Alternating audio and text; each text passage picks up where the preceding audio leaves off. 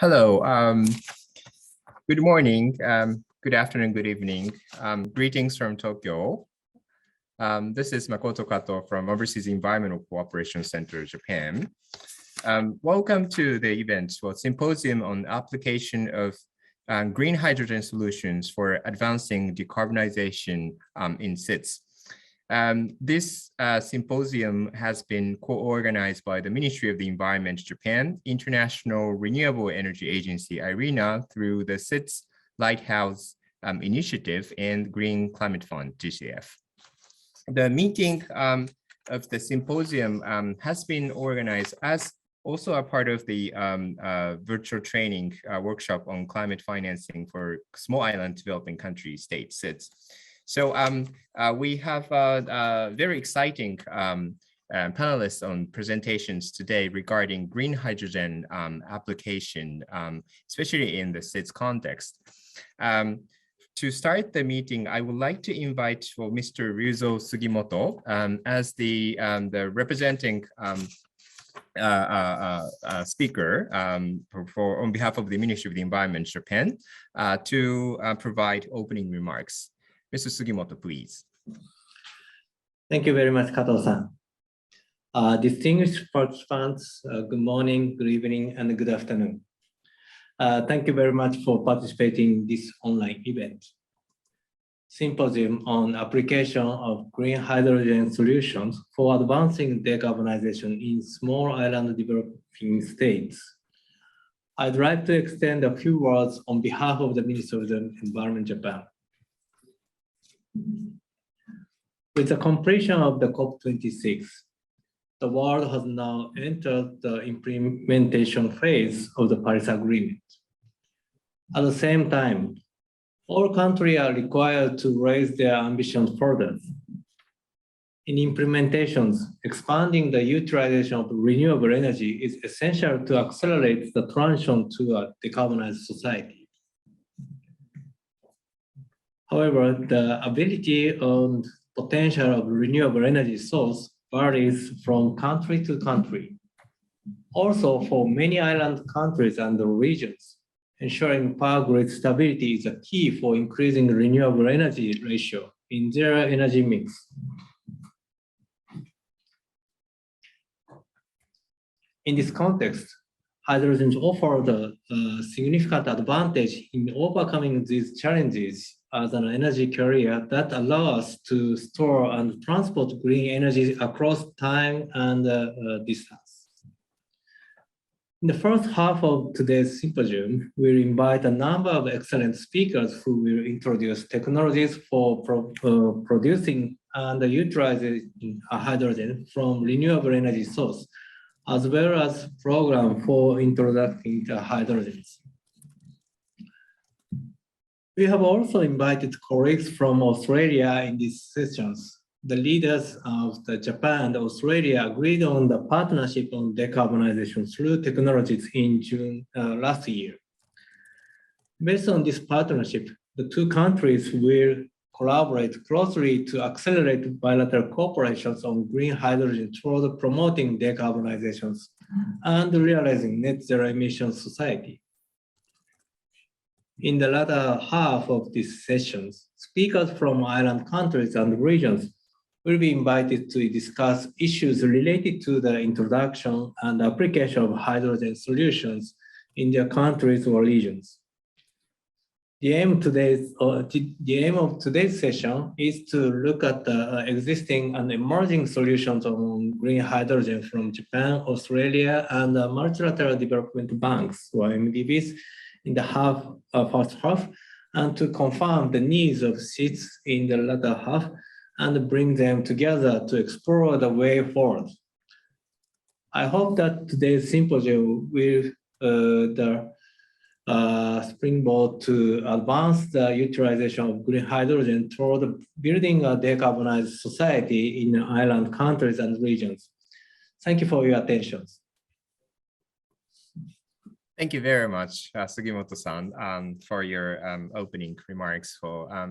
Indeed, it's been a very exciting moment for us to explore the the application potentials of the application of green hydrogen in Asia Pacific, Indo-Pacific region. And I think the government of Japan and also government of Australia, in collaboration with multilateral development banks and also other agencies, such as in particular IRENA. I think this is a really exciting symposium today.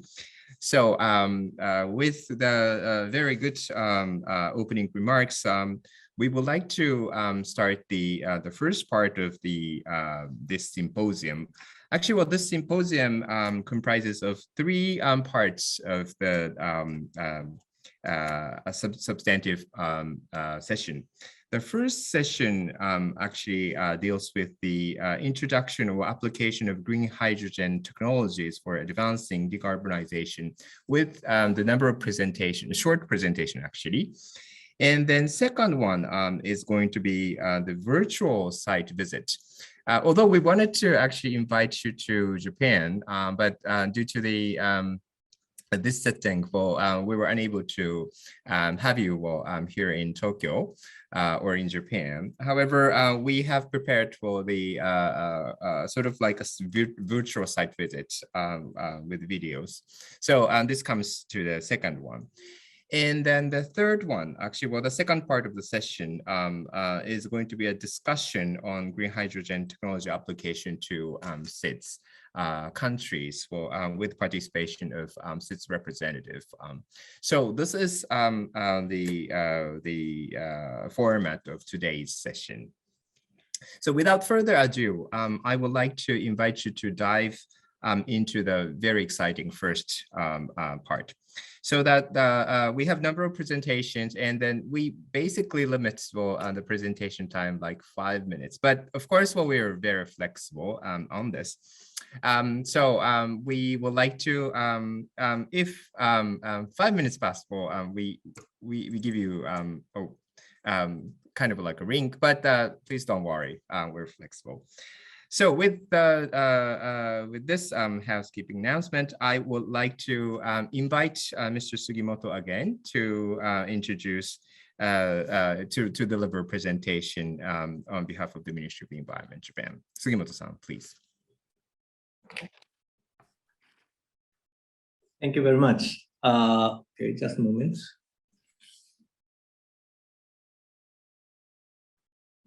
Okay, thank you very much for the time. Yes, I'd like to introduce Japan's efforts for green hydrogen.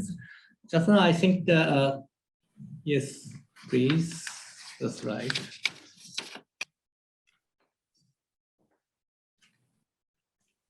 Yeah, we have a history of the hydrogen promotions in Japan. In 2017, actually 5 years ago, Japan launched the basic hydrogen strategies under the former Prime Minister's initiatives. This is the first comprehensive national strategies. And then at that time, 5 years ago, we already set hydrogen as a future energy options for the 2050s. And the target or goals of this strategy is to make the hydrogens affordable. And to realize these conditions, to realize these strategies, three conditions is key for supply side and the demand side. For supply sides, inexpensive feedstock, and also for the demand side, large-scale hydrogen supply chain, and also mass usage. This is simple, but this is very challenging. And to realize these three conditions, key technologies to be developed: production side, for the and also transportation and the usage of the hydrogens. Next slide, please. We, as a government, our colleagues, another ministries, METI, also promote hydrogens for so long time. In addition, our ministry, Ministry of the Environment, Japan, also support to develop the usage of the green hydrogens in Japan. At first, we start the introduction of the green hydrogen especially focusing on the demand side. On demand side, fuel cell forklift or fuel cell bus, or as a BCP plan, we also introduced a fuel cell for the supplying the energy, electricity and heat. And the renewables, a variety of the renewable energies can produce hydrogens from solar power, hydropower, wind power, livestock manure, and used plastics as well. And we set up such innovations so early. Off-grid is also the key to build self-reliant decentralized regions to develop a new market, new or emerging markets for the renewable hydrogen. Next slide, please. We have 10 demonstrations project in Japan with a variety of the collaboration with the local government and also the many private sectors to utilize a variety of the source of the hydrogens. Next slide, please. Next slide, please. This is a few examples. Number 6, Tomiya cities, which is in Miyagi prefectures. This project generate green hydrogens from solar power, and then this hydrogens is stocked in hydrogens absorbing alloys. This is quite interesting technologies to use hydrogen very safely. After the stocking to this absorbing alloys, which is delivered by the normal car to the children's clubhouse or other homes as well, to provide hydrogen for the fuel cells. So I think this many countries, or even in Japan, many companies provide opportunity for the variety of the careers. But I think that's technology are also can be contribute to the transport and also the stock, the hydrogens for their such a demand side usage. Next slide, please. This year, we start the international corporations for these green hydrogens. Actually, last year, we set up this pilot project for comprehensive support throughout the whole hydrogen supply chain abroad. We will collaborate with several other countries to produce such renewable hydrogens by using the surplus renewable energy in the third countries and the storage and transportations to other countries, and including the island countries. This is a showcase of the technologies and also the actual pilot project taken to make a record for the such usage for developing the future business supply chains. This project also make a new opportunity for the JCM partner countries to use hydrogens in on-site for the decarbonize project. Next slide, please. One first project is the project which is generated, the green hydrogen is generated in South Australia and the transport to Indonesia's islands for the usage of the cogenerations. Next slide, please. Another project is to also generate green hydrogens in Queensland, in Australia, and transport to the Palau for the fuel cell boat, and also fuel cell to provide electricity and heat. So these are the just pilot projects, but we would like to invite many collaborators from the public or international organizations and also the private sector as well. Thank you very much for your attention. Thank you very much, Sugimoto-san. A really interesting set of the new initiative by the government of Japan. Especially, well, this is quite interesting in terms that for the, you have actually made a call to further collaboration from international organization, also probably SIDS Island countries.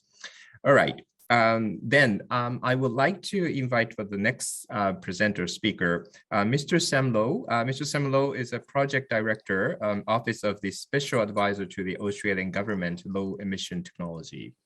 Mr. Sam Low, please. Hello, thank you. Thank you, Mr. Kato, and also thank you, Sugimoto-san, for that wonderful presentation and introduction earlier. So as introduced, my name's Sam Low. I work for the Australian Government in our Office of the Special Advisor on Low Emissions Technology, which is a bit of a mouthful, but I head up development of our international partnerships on low emissions technology, including a very exciting partnership with Japan on decarbonisation through technology. Those partnerships include a really, really strong focus on hydrogen. It's a major priority for Australia, as it is Japan and many other countries. So it's an absolute pleasure to be talking today. For today, I'm hoping to provide a bit of a brief overview of the enormous potential of hydrogen to reduce emissions globally and some of the work Australia is doing to advance the hydrogen sector. I'm hoping this can give you some useful insights into the state of the industry more generally, but also some things to consider in work that's happening to develop hydrogen industries across the globe and in your respective countries. If you go to the next slide for me. So I feel like the most obvious question is why hydrogen and why clean hydrogen. I think clearly clean energy is going to be absolutely vital in efforts to tackle climate change. As it said here, over 70% of the world's emissions are linked to energy. Renewable electricity, primarily through falling costs of solar and wind, we very much expect is going to provide a major portion of future energy needs, particularly here in Australia. So certainly, we're tracking for renewables to deliver over 60% of Australia's electricity generation by 2030, and that estimate seems to be being revised upwards all the time. So a lot of progress happening there.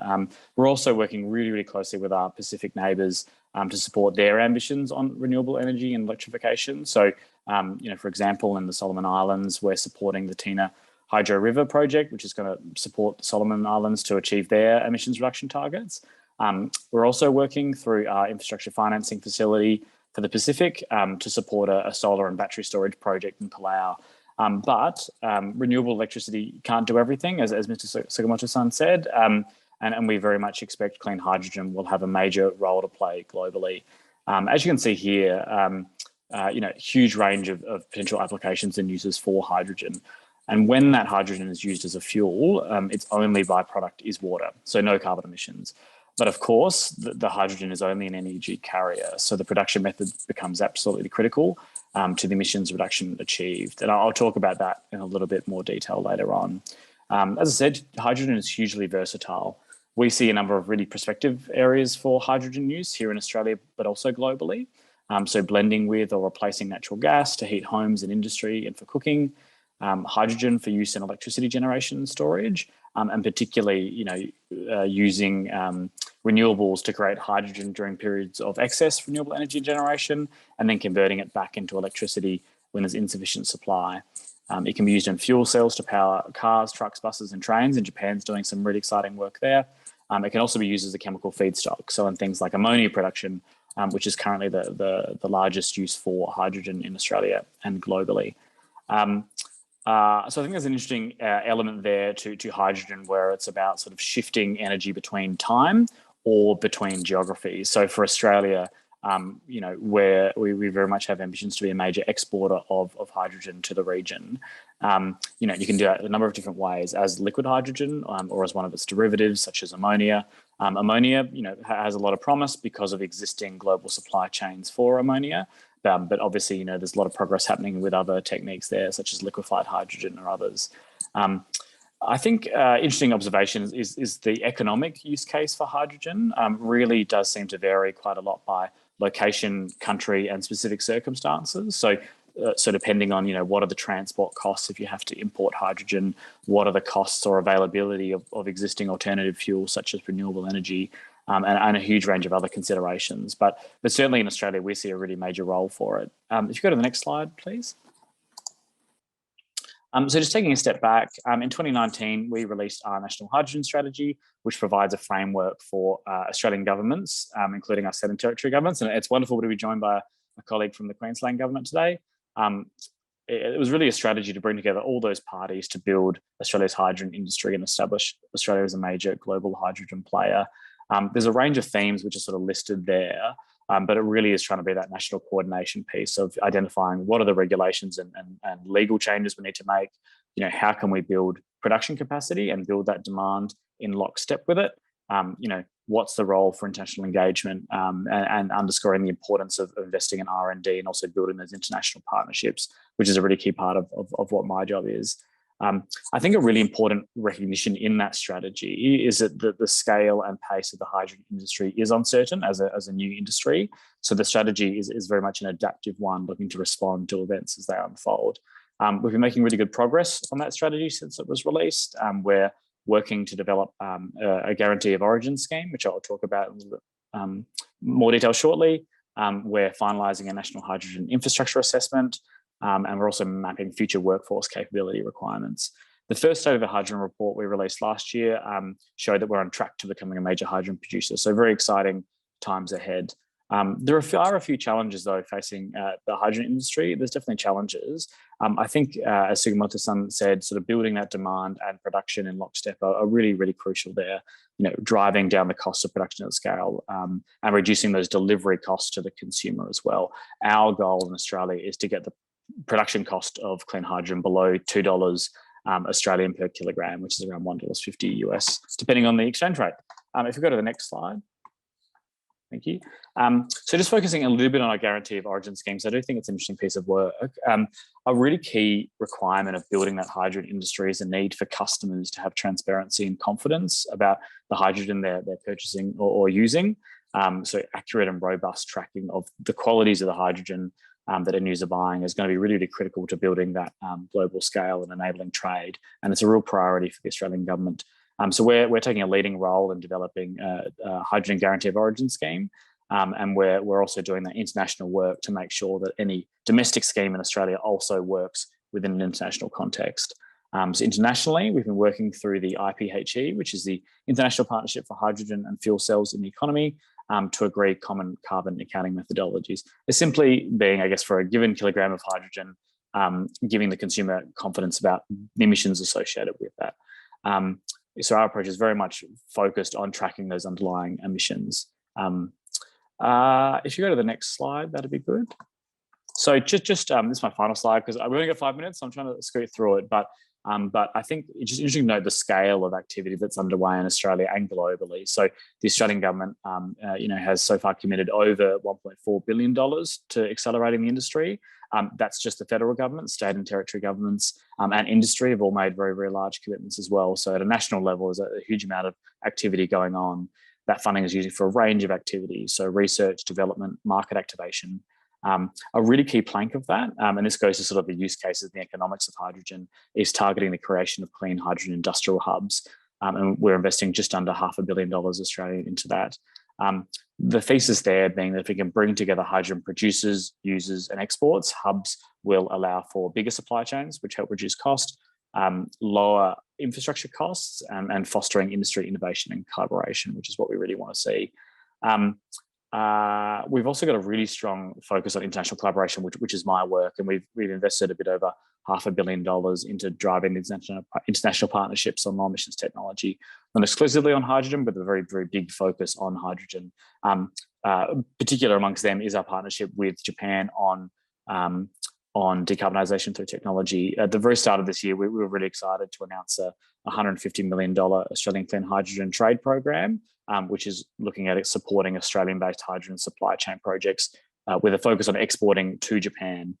So obviously, while it's focused on Japan, we very much see these sort of critical supply chain links as an important first step to sort of getting that cost down and opening up broader global opportunities for other countries to also make use of that lower cost, including small island development states, which is the focus here.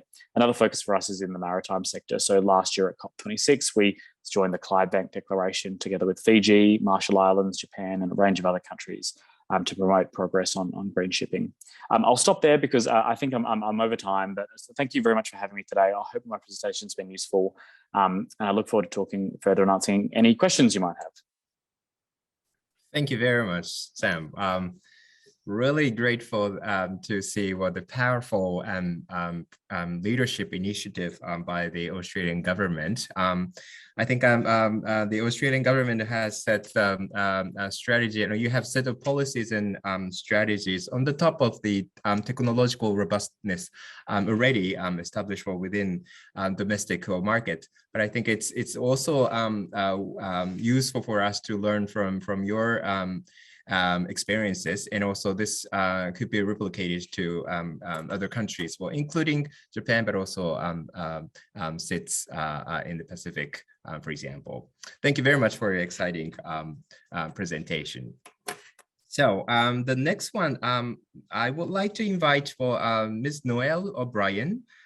She is the Chief of Climate Change and Disaster Risk Management, Thematic Group concurrently Director, Climate Change and Disaster Risk Management Division of the Asian Development Bank.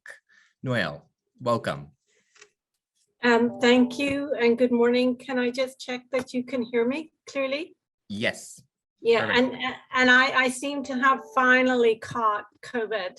So my apologies if I start to sneeze uncontrollably in the midst of this unavoidable. So just with my 5 minutes, let me take you through.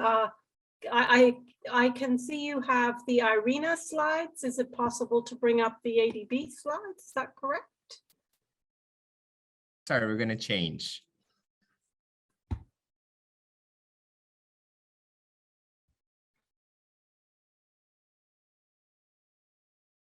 Let me begin, and while you're waiting. So in terms of our first slide, just to give you a quick overview, ADB's climate strategy to 2030, it sets ADB on our course on how best to respond to Asia and the Pacific changing needs.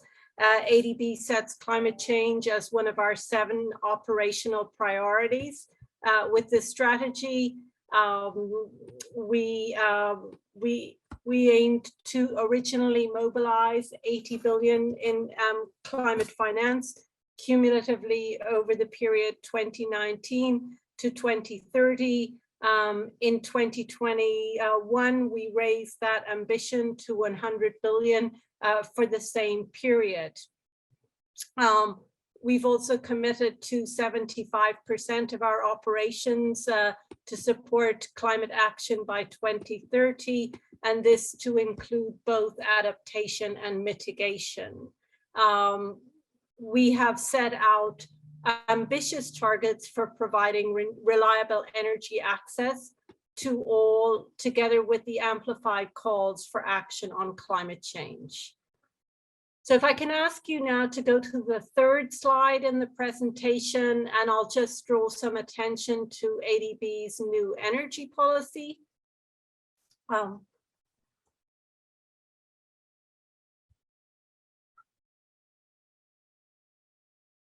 And the next slide on the energy policy, please, slide 3.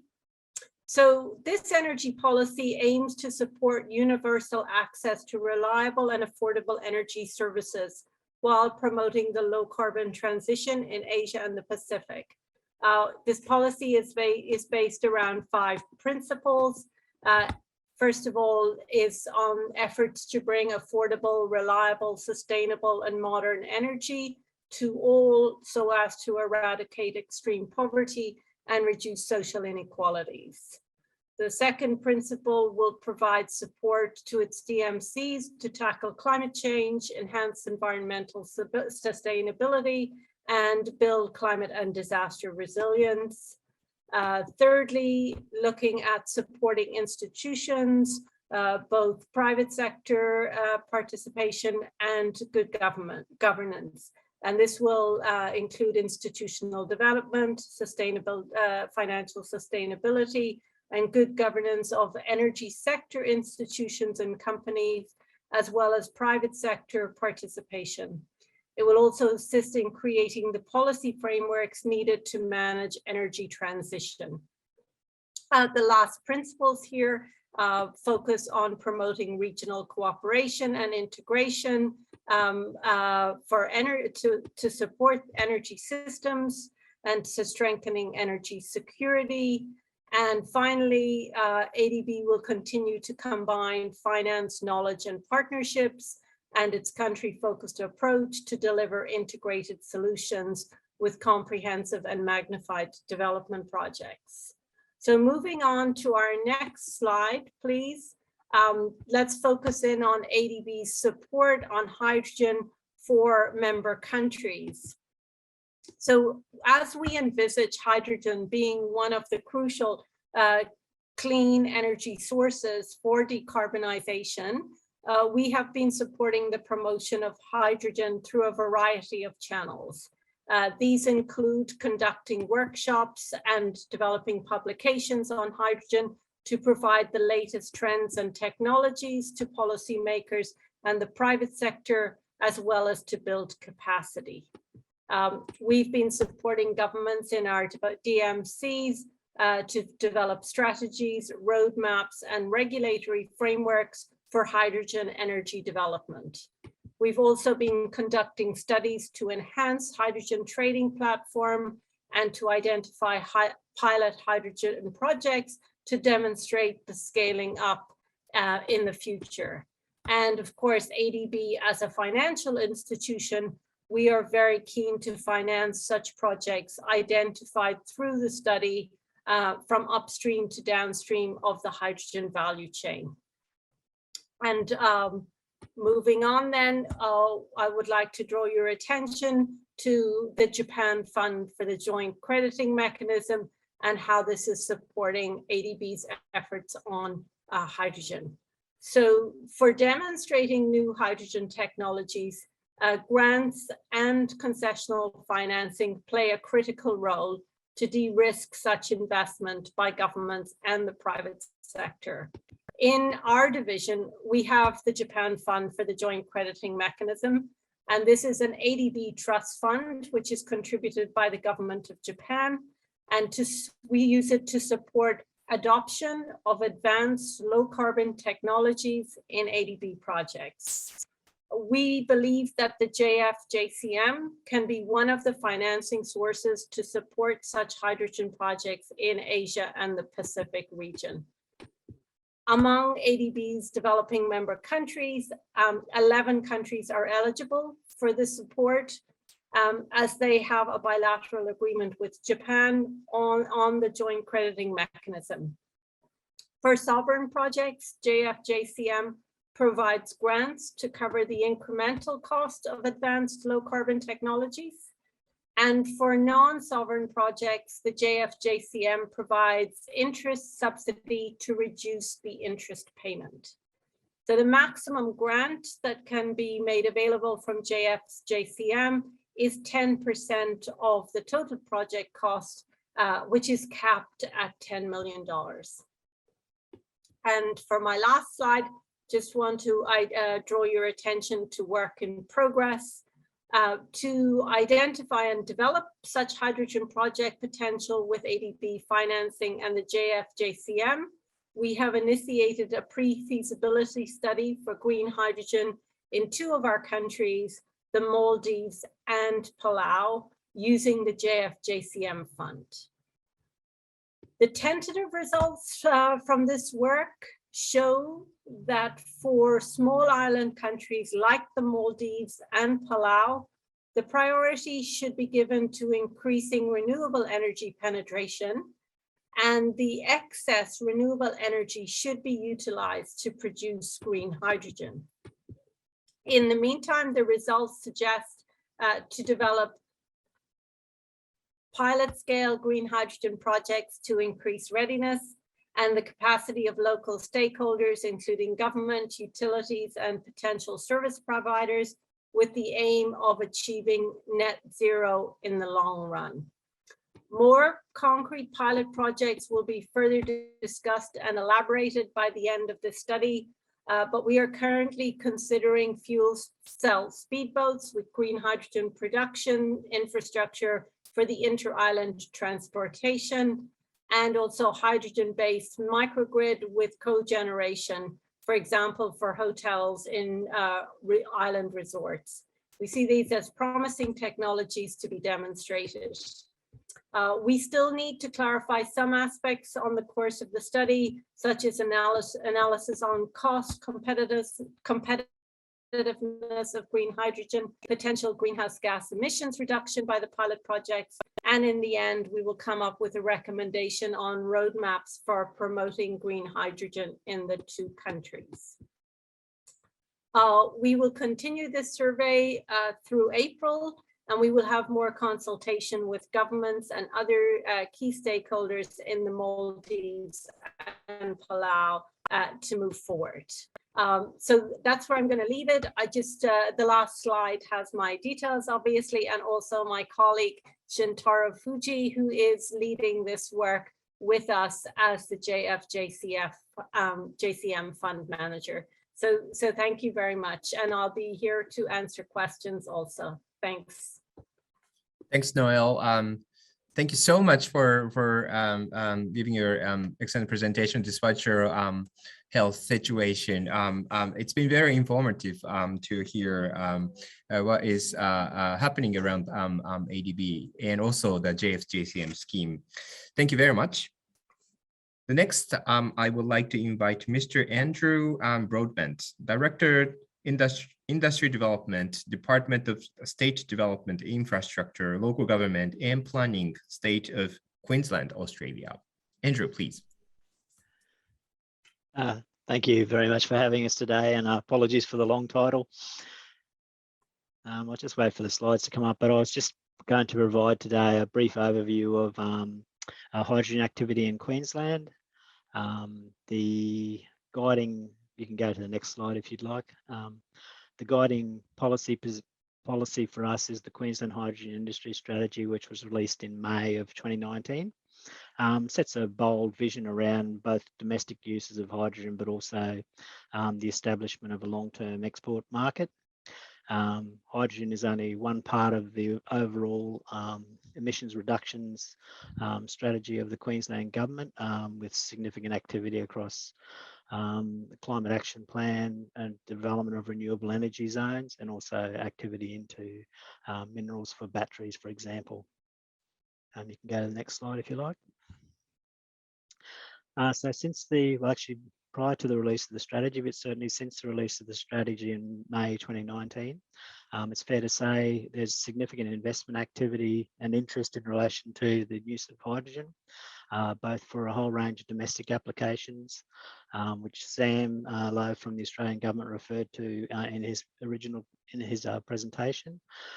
So we have activity, particularly in heavy vehicles such as buses and trucks, injection into the gas network, remote area power, which is probably very relevant for this audience, as well as an emerging opportunity for us is the capacity to produce hydrogen from wastewater treatment plants and to reuse the oxygen in the process. So I expect to see some announcements about projects progressing in the near future in that space. We also have expect to see emerging projects announced shortly in relation to the use of hydrogen for shipping, which is very relevant.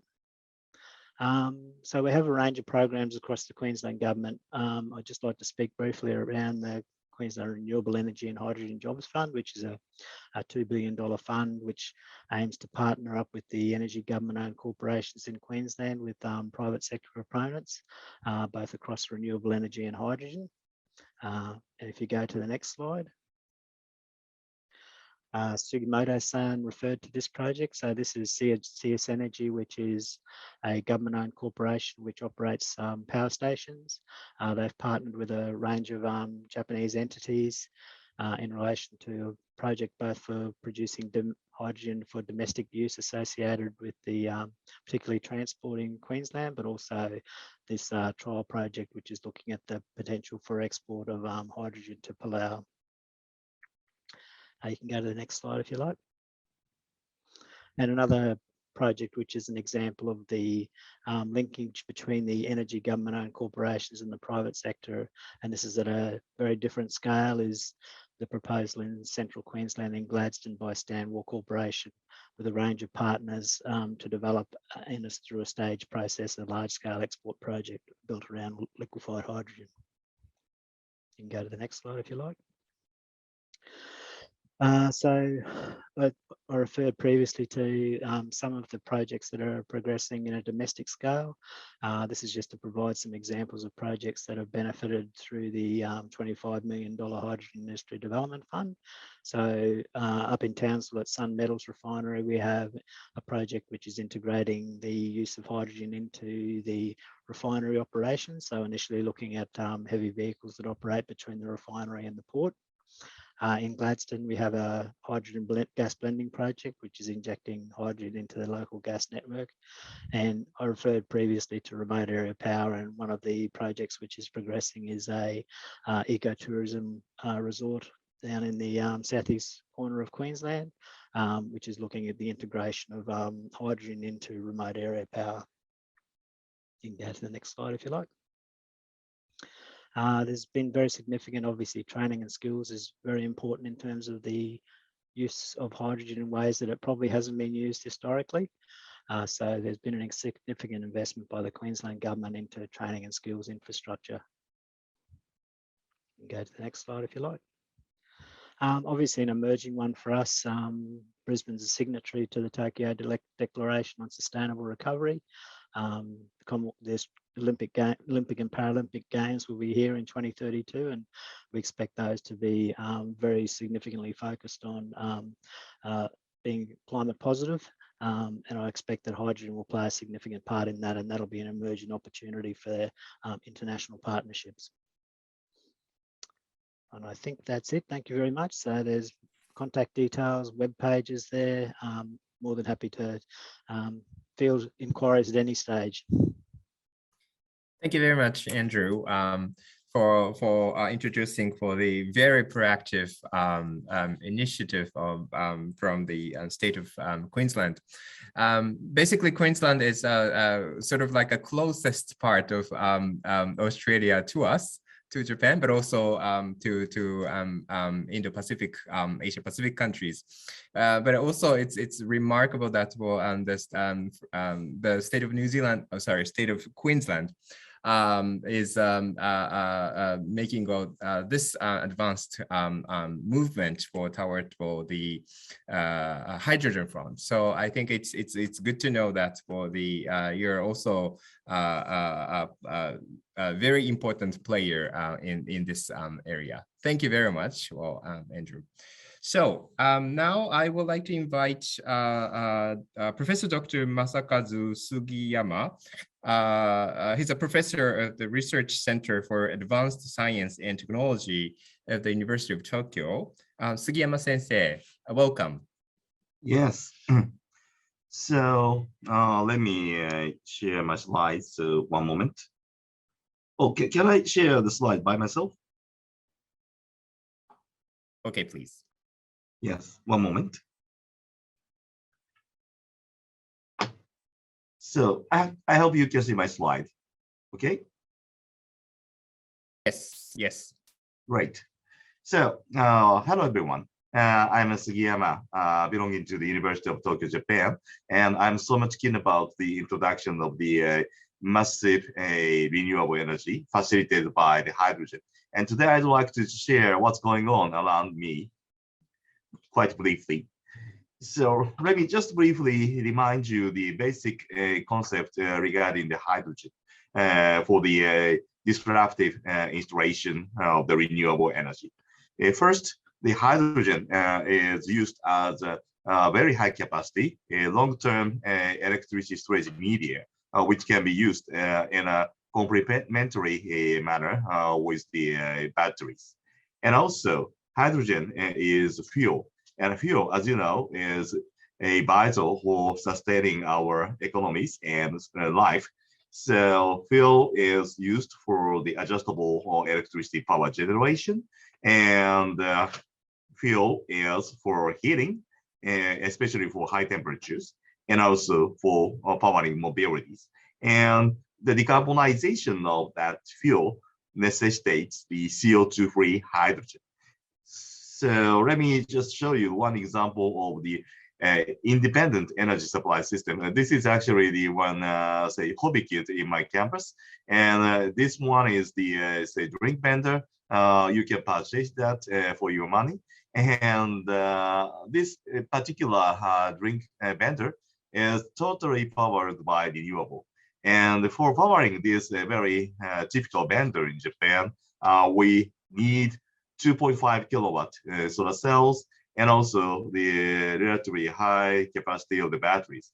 But even with this, we sometimes encounter the blackout of this vendor. So the experiment shows us that the more capacity of the solar and battery is necessary for complete blackout-free electricity supply, even to this very small vendor. So that's why we have to employ the very high energy density storage media. And of course, the fossil fuel is the highest category in terms of the both the weight-based and the volume-based energy density, while that particular battery is existing just around here. So we need more high capacity, high energy density energy storage media. And we are, except for these CO2 emitting media, completely lacking the best solution.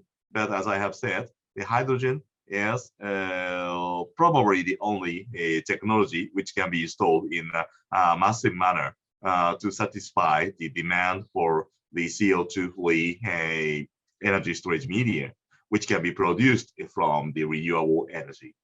So one of the systems that we need for the totally reliable electricity supply in locally independent manner is the energy storage with the use of both the battery and the what is called the hydrogen-based electricity storage, or the hydrogen battery, as I say.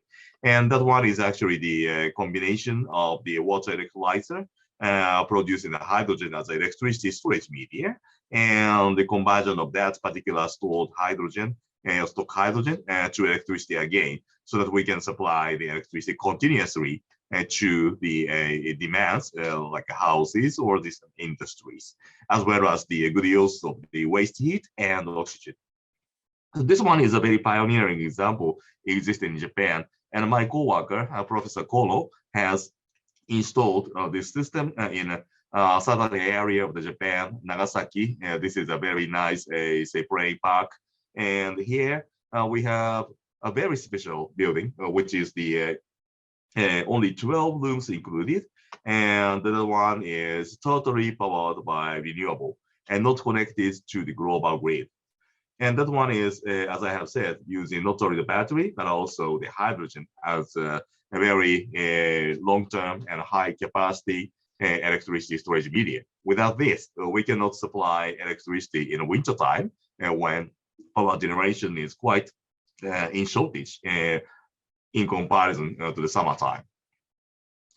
But that one is not the only example, but we now have tried to expand that kind of a system to a variety of the application.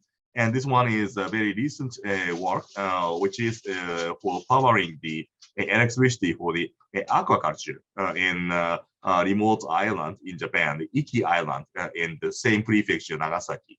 And here, we also use that hydrogen-based electricity storage. But the point here is that not only the electricity, but also the waste heat from the power generation with fuel cell, and also the oxygen out of the hydrogen generation and out of the surplus electricity is used for this aquaculture, because heat is vital for warming the water up.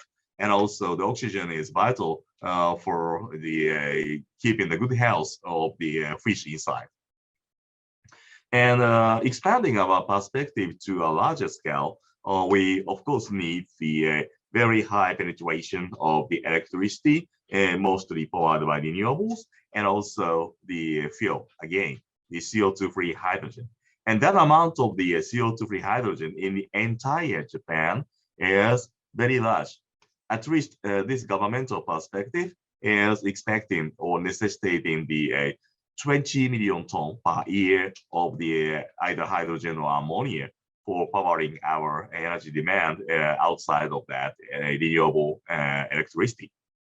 So to secure that 20 million ton per year hydrogen, we actually need this amount of the electricity, and this is quite equivalent to the annual electricity generation in the existing Japan. So we need a tremendous land area to additionally secure that the electricity, especially by solar. But this seemingly unrealistic scenario becomes very realistic in Australia. This is the reason why I love Australia. Well, one of the reasons I would say, but anyway, that is a very impressive picture. So we have been very keen about establishing a network, not only between the mainland Australia and the surrounding island countries, but our Japan and Australia, using these hydrogen carrier technologies coupled with the renewable electricity generation and hydrogen generation using the very high capacity electrolyzer. So this is my personal companies, and these companies in Japan are quite keen about establishing this kind of the renewable hydrogen network between the Asian Pacific countries, including, of course, the island countries. Thank you very much. This is the end of my presentation. Thank you very much, Sugiyama Sensei. The University of Tokyo is playing a very important role. It's been usually a powerhouse of knowledge for Japan, but now on the hydrogen front, well, you have been also playing as a powerhouse of efforts. So really appreciate for your excellent presentation. And there are lots of comments actually from the floor that they're interested in your PowerPoint presentation later. So really good inputs from your side. Now I am also inviting Mr. Amit Jain. He's a senior energy specialist from the World Bank. Amit?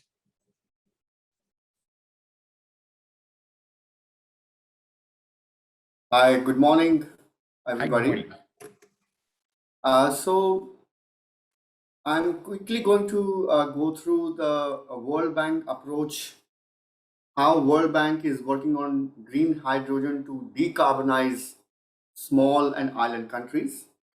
I have shared a presentation with the organizers, but I will just walk you through the main points, what I would like to convey.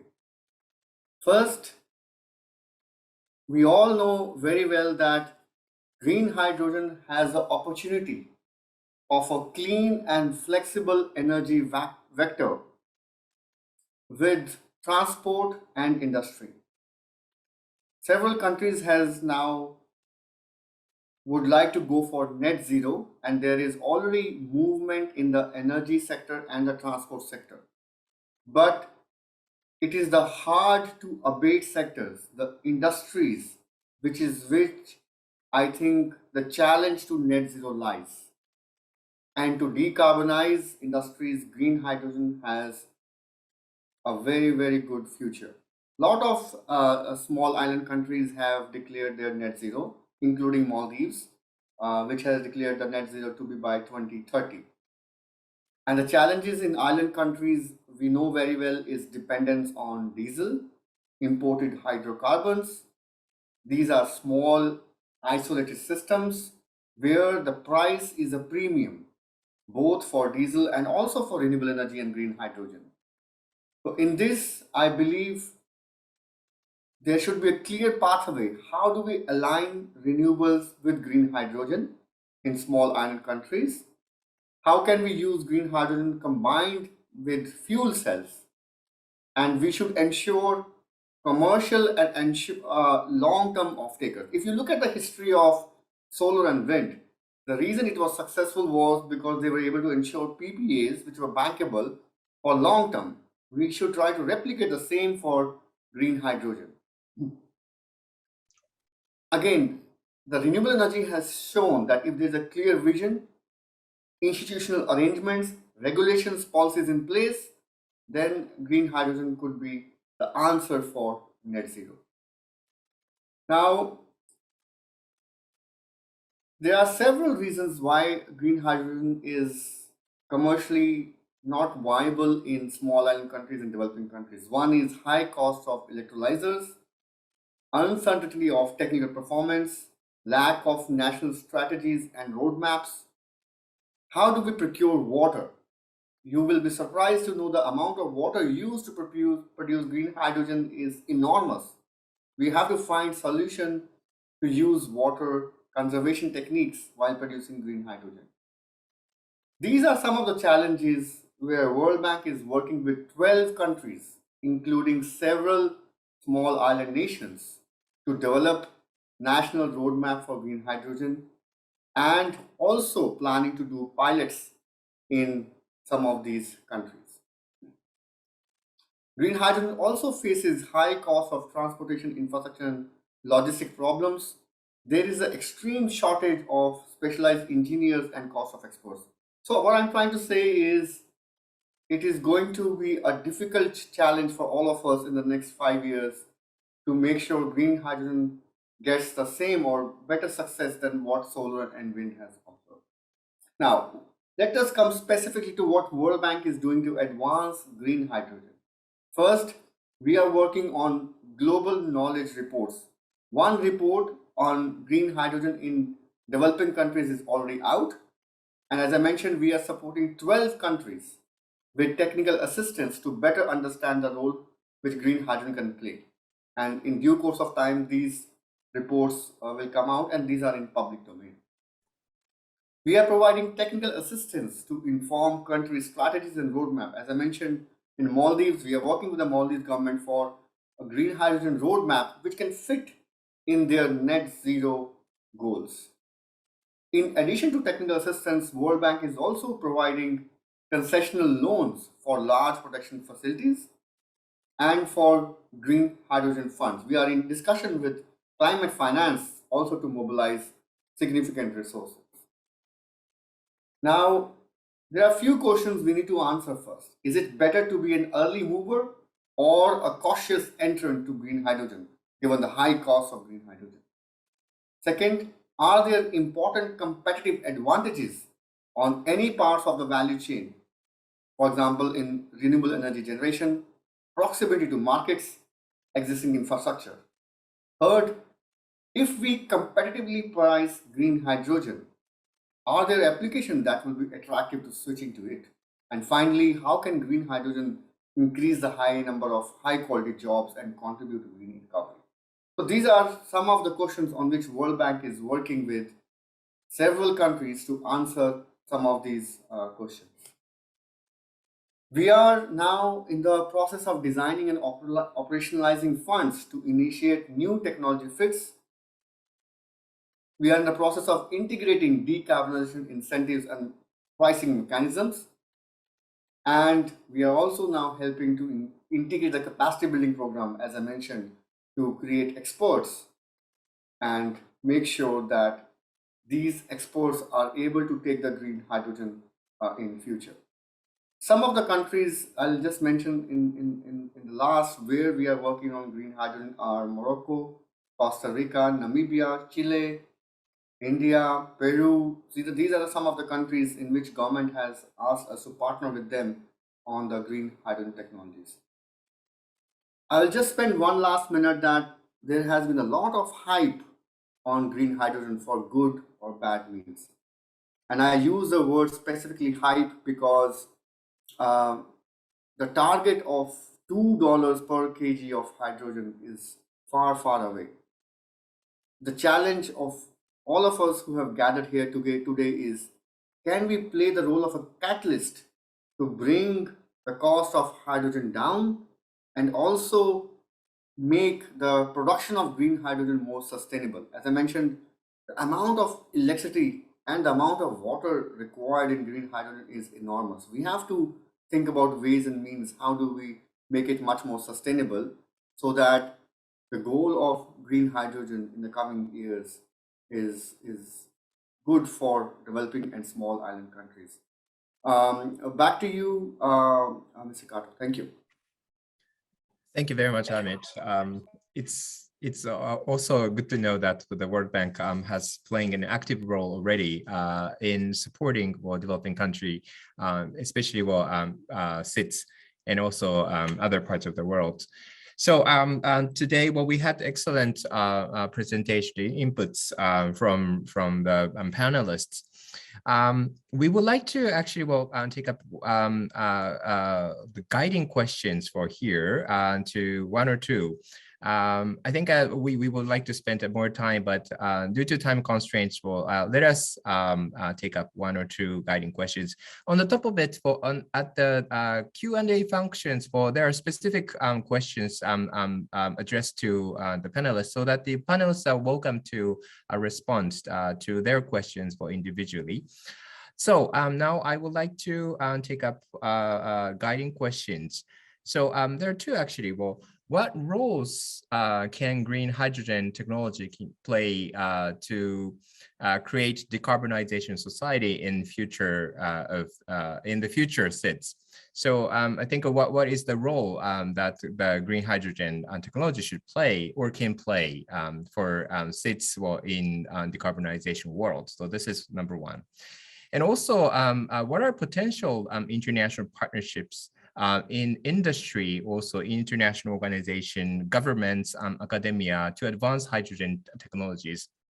So panelists, you can come up with your feedback to these questions. Hopefully, in short and crisp way.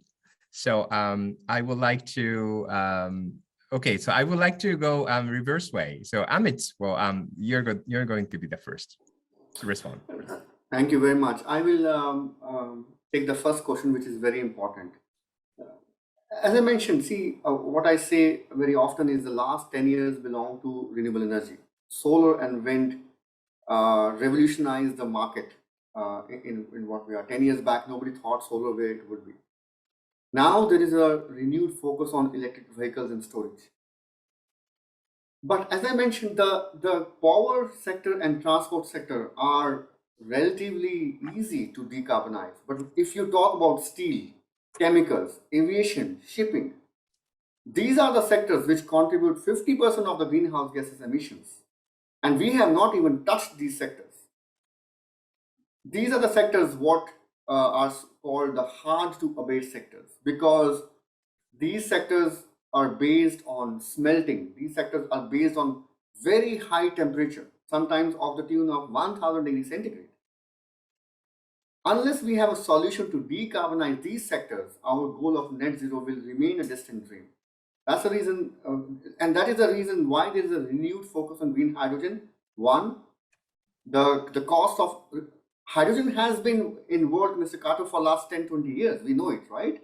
But why it's coming back? One, because the cost of renewable energy has gone down tremendously. Second, as a world, we have realized that, okay, we are doing very good on energy and transport. What next? Industrial decarbonization and role of green hydrogen is the next.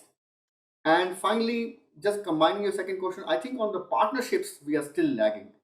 I think a platform like this can provide us an opportunity to connect with each other and form partnership.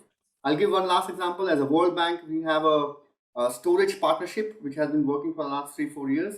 We are in discussion how to replicate that and form a new partnership where we talk to significant players like you to advance knowledge exchange in green. Thank you. Thank you very much, Amit.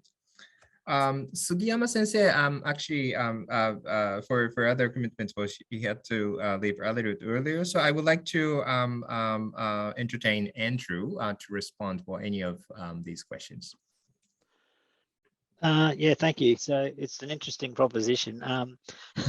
There's been reference through quite a lot of the presentations in relation to the versatility of hydrogen as an energy carrier.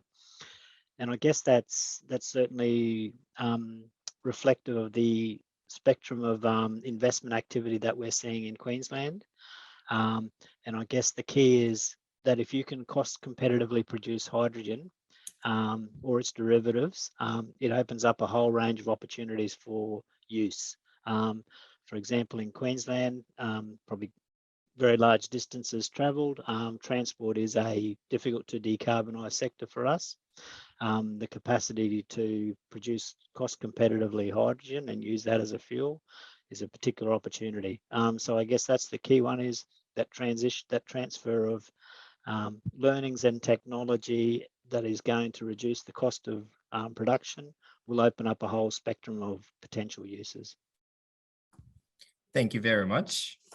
Okay, then Noel, can I have your response? Yep. Thank you. And maybe I'll focus on this question of partnerships. So certainly from the ADB perspective, we believe that such partnerships are very important for promoting the hydrogen market. And we see their roles for each of the unique stakeholders and that scope to complement each other's strengths. Obviously, the private sector plays key roles in investment, cost reduction, and the technological development. And then the role of the public sector, both governments and international organizations such as ADB, encouraging the private sector by developing and enhancing the enabling environment. So we see that as critical. And from ADB's perspective, we intend to contribute to enhancing those environments in our DMCs in cooperation with various partners, kind of to increase the readiness of introducing green hydrogen infrastructure through policy and capacity building, as well as providing financial support to catalyze those private sector investments. And maybe just with the audience here, again, ADB is very keen to partner with key stakeholders. So please do reach out to us for more discussion. Just very briefly, in terms of the second question, currently our focus is on with green hydrogen is in relation to the SIDS. Obviously, the storage capacity is a critical point in there, but also this use of hydrogen as an alternative fuel for marine transport, and that this is potentially more viable for long distance travel, that it's difficult for the batteries to deliver on. So I think that those are our areas of focus right now. Thank you. Thank you very much, Noel. Then Sam.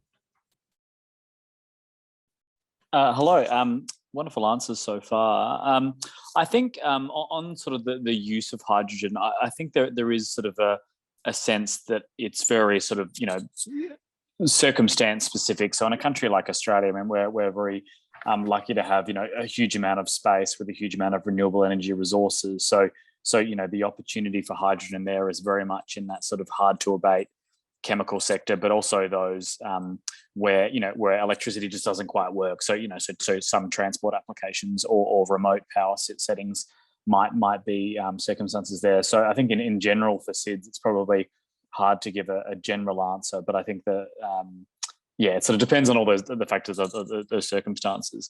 I think in terms of the importance of partnerships, I think it's really central, and this is sort of why I guess Australia has put so much emphasis on partnerships in this space, particularly on the supply chain angles of hydrogen.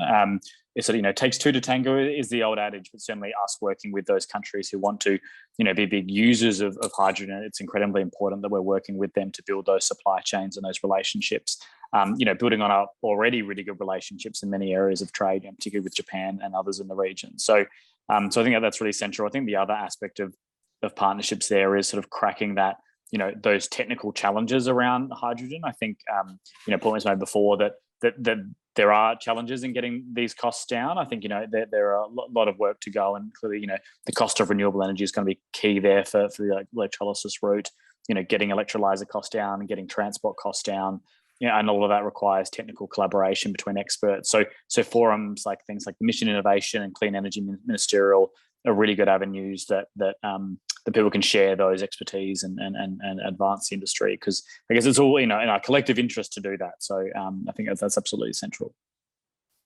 Thank you very much, Sam. Now, Mr. Sugimoto, can I request you to respond to the answers? Thank you very much. For the first questions, the role of the hydrogens, I think that now, so every country in the world make effort for the carbon neutrality, and then at that time renewable energy is key. But also the challenging is how to mitigate the gap of the supply side and the demand side of the renewable energies, because the potential of the renewable energy is not it's biased or is uneven from the country to country. So that that's why the green hydrogen is very expected as a key role for mitigating the gap of the distance and the time of the renewable energies. Then I think that once if the green hydrogen supply chain is developed, many other countries which has the potential of the renewable energy supply, even though they don't have the sufficient demand, that countries has a potential to export or distribute green hydrogen to other countries as well. So that we need to accelerate to develop such kind of green hydrogen supply chain with many stakeholders, with of course the private sector's direct contribution for developing such green hydrogen supply chains, but other stakeholders like government, local government, national government, and the international organizations to develop such kind of the market more appropriate way. So that I think that today many stakeholders or many partners join this event, and I fully enjoyed today's discussion, and then I hope to collaborate together to create such kind of the futures. Thank you. Thank you, Mr. Sugimoto. I really agree. I want to agree with you. What we actually really enjoyed for the presentations and also talks from the panelists. I think I hope this is a start of something really exciting. And hopefully we can continue this kind of discussion with a view to materializing more tangible collaboration activities. So with this, I would like to thank all the panelists or speakers for delivering nice presentation talks. Actually, we keep actually receiving messages that they want to see your PowerPoint presentation later, so that the after this consulting with the presenters, we would like to share the PowerPoint presentation at the later stage. So thank you very much for your contributions. Now, originally, we were planning to have a break, but we're actually a bit behind the time. So we would like to go directly into the next part of this symposium. The next part of the symposium is the virtual site visit. Well, please imagine, you're on the tour of the site visits to Tokyo and suburban part of the Tokyo areas. I would like to have my PowerPoint presentation to walk you through our also activities. Now we are introducing a case study of green hydrogen solutions coming up with in combination with the waste management issues as well. Here, there's a case of collection of plastic waste and also generation of hydrogen and also power generation and utilization at the local areas. So this is sort of like a cycle of collection and production of hydrogen and transportation and power generation, putting into fuel cells, and also utilization of hydrogen at markets. So today we have invited Japanese private sector colleagues who are engaged in this kind of solution activities in the field. First, I would like to invite the video presentation by Showa Denko group. So we would like to have the video now. So please have a look.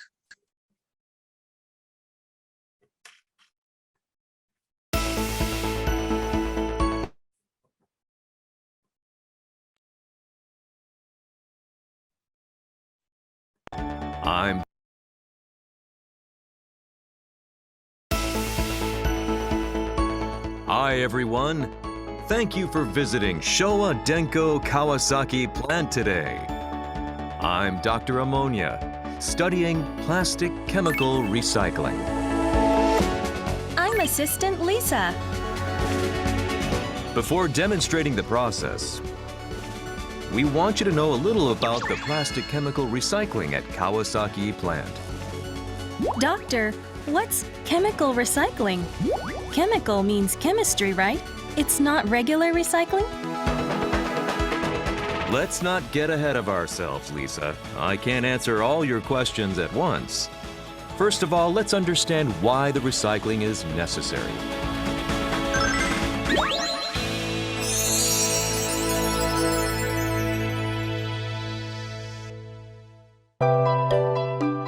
Doctor, we've been doing recycling for a long time. Is further recycling necessary? Well, we're still in a mass disposal society.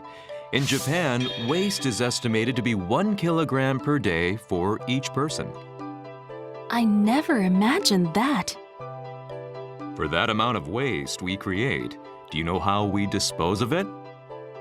Burning or burying? Right. In 1995, we used to say that the landfill capacity would be full within 8 years.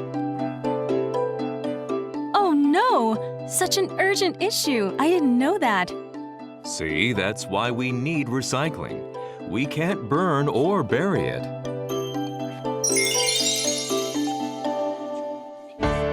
Under these circumstances, the government is also promoting the recycling program with establishing the law. It's the Containers and Packaging Recycling Law. What kind of law is that?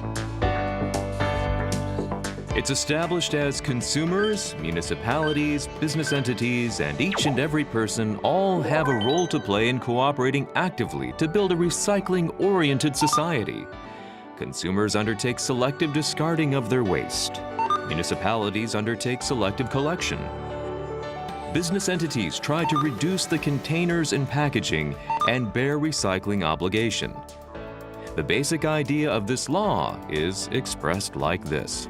Under this law, we have started to wash plastic food containers before discarding them, right? Right. To promote recycling, consumers are required to do such activities like selective discarding. However, the plastic recycling has some issues. What kind of issues? The plastic discarded from households is dirty with food, or it is not a single plastic type but combined. Or in many cases, it has multi-layer composites. Each of them make the recycling difficult. That's why we chose the chemical recycling. This process can accommodate many types of plastic, and the plastics are put into the process without sorting. Really? It does not require sorting even though there are many types of plastic? How does it work? Therefore, I introduced the chemical recycling process in Showa Denko. Chemical recycling? It sounds difficult. Indeed, chemical may sound difficult or bad for the environment, but it just works to make the waste plastics into the new materials. In this process, the waste plastics are resolved into hydrogen and carbon without using fuels. Then, hydrogen and nitrogen in the air are synthesized to be ammonia. Besides, the ammonia of this process is equivalent in quality with the original materials. Wow, that's great! The recycling process makes the quality equivalent to the original one. By the way, can you tell me what ammonia is used for? Ammonia is an excellent material. It can be acrylic textile, nylon textile material on your clothes, or new plastic products. Really? Ammonia is so useful for our everyday lives. Furthermore, the process here in Showa Denko is very environmentally friendly, as we don't use fossil fuels and don't emit exhaust gases in this chemical recycling process. Let me think. It means this process pyrolyzes the plastics instead of burning it? That's right.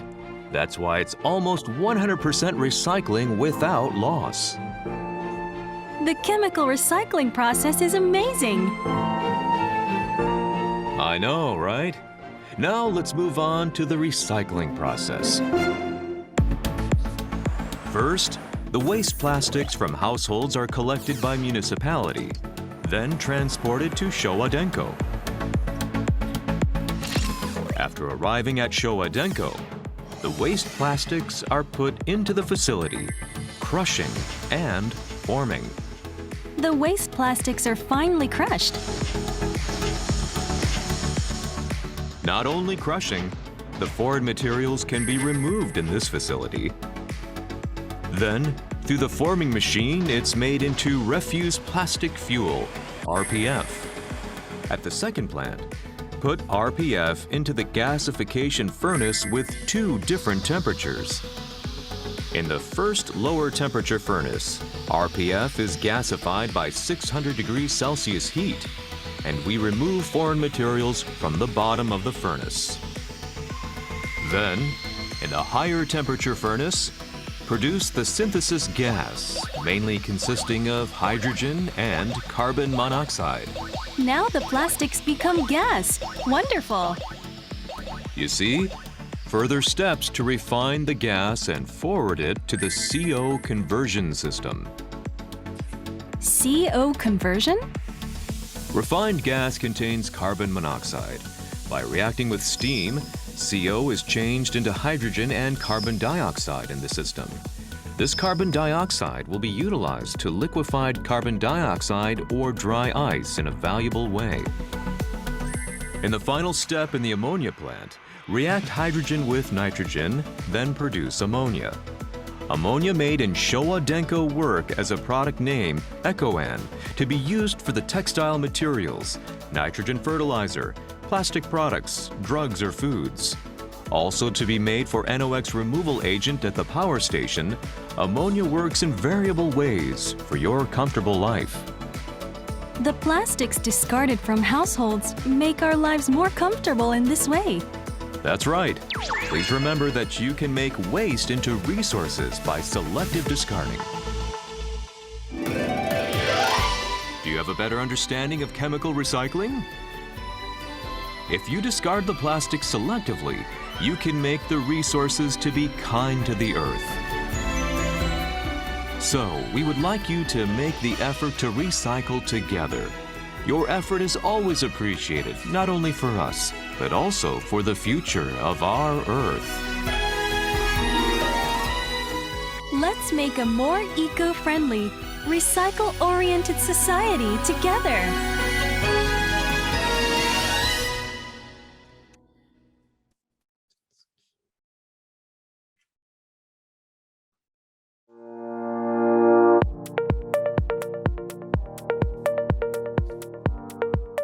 Carbon dioxide, which may cause global warming. The emission of CO2 has been continuously increasing. So now, new energy without CO2 emission is urgently needed. Hydrogen is one of the ways for solving this situation. Hydrogen is expected for the new clean energy without CO2, and Japan government has determined basic hydrogen strategy. Government started relative low-carbon hydrogen demonstration projects for spreading the utilization of hydrogen. This demonstration project is aiming for decreasing the emission of CO2 as a whole supply chain from production to utilization of hydrogen. Showa Denko received a contract from the Ministry of the Environment for this demonstration project. We would like to contribute to realizing the cleaner society based on our operation experiences and technologies of hydrogen for a long time. This project has been started since 2015 for 5 years. It examines the CO2 reduction effect by utilizing the hydrogen from waste plastics recycling process in Showa Denko Kawasaki plant instead of the hydrogen from the conventional fossil fuels. SDK's low-carbon hydrogen has the possibility to solve the social problems, such as CO2 emission, waste plastics disposal at the same time. Now, let's see the process of recycling. First, collect the waste plastic from the household. Bring them to Showa Denko Kawasaki plant and put them into the plastic recycling plant to produce hydrogen.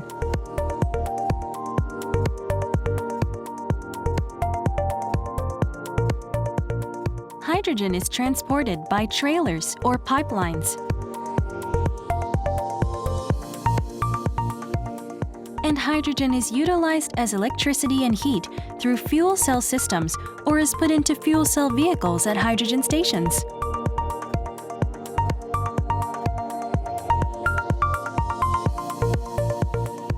Two cases of low-carbon hydrogen utilization have been running. Shinsuna Hydrogen Station serves low-carbon hydrogen for fuel cell vehicles from July 2017. Kawasaki King Skyfront Tokyu Rei Hotel is utilizing the energy through pure hydrogen-type fuel cell systems from June 2018. Approximately 30% of energy use in this hotel is covered by hydrogen. Make our society cleaner by low-carbon hydrogen. Showa Denko is aiming for the regional circular economy by utilizing low-carbon hydrogen from waste plastic recycling.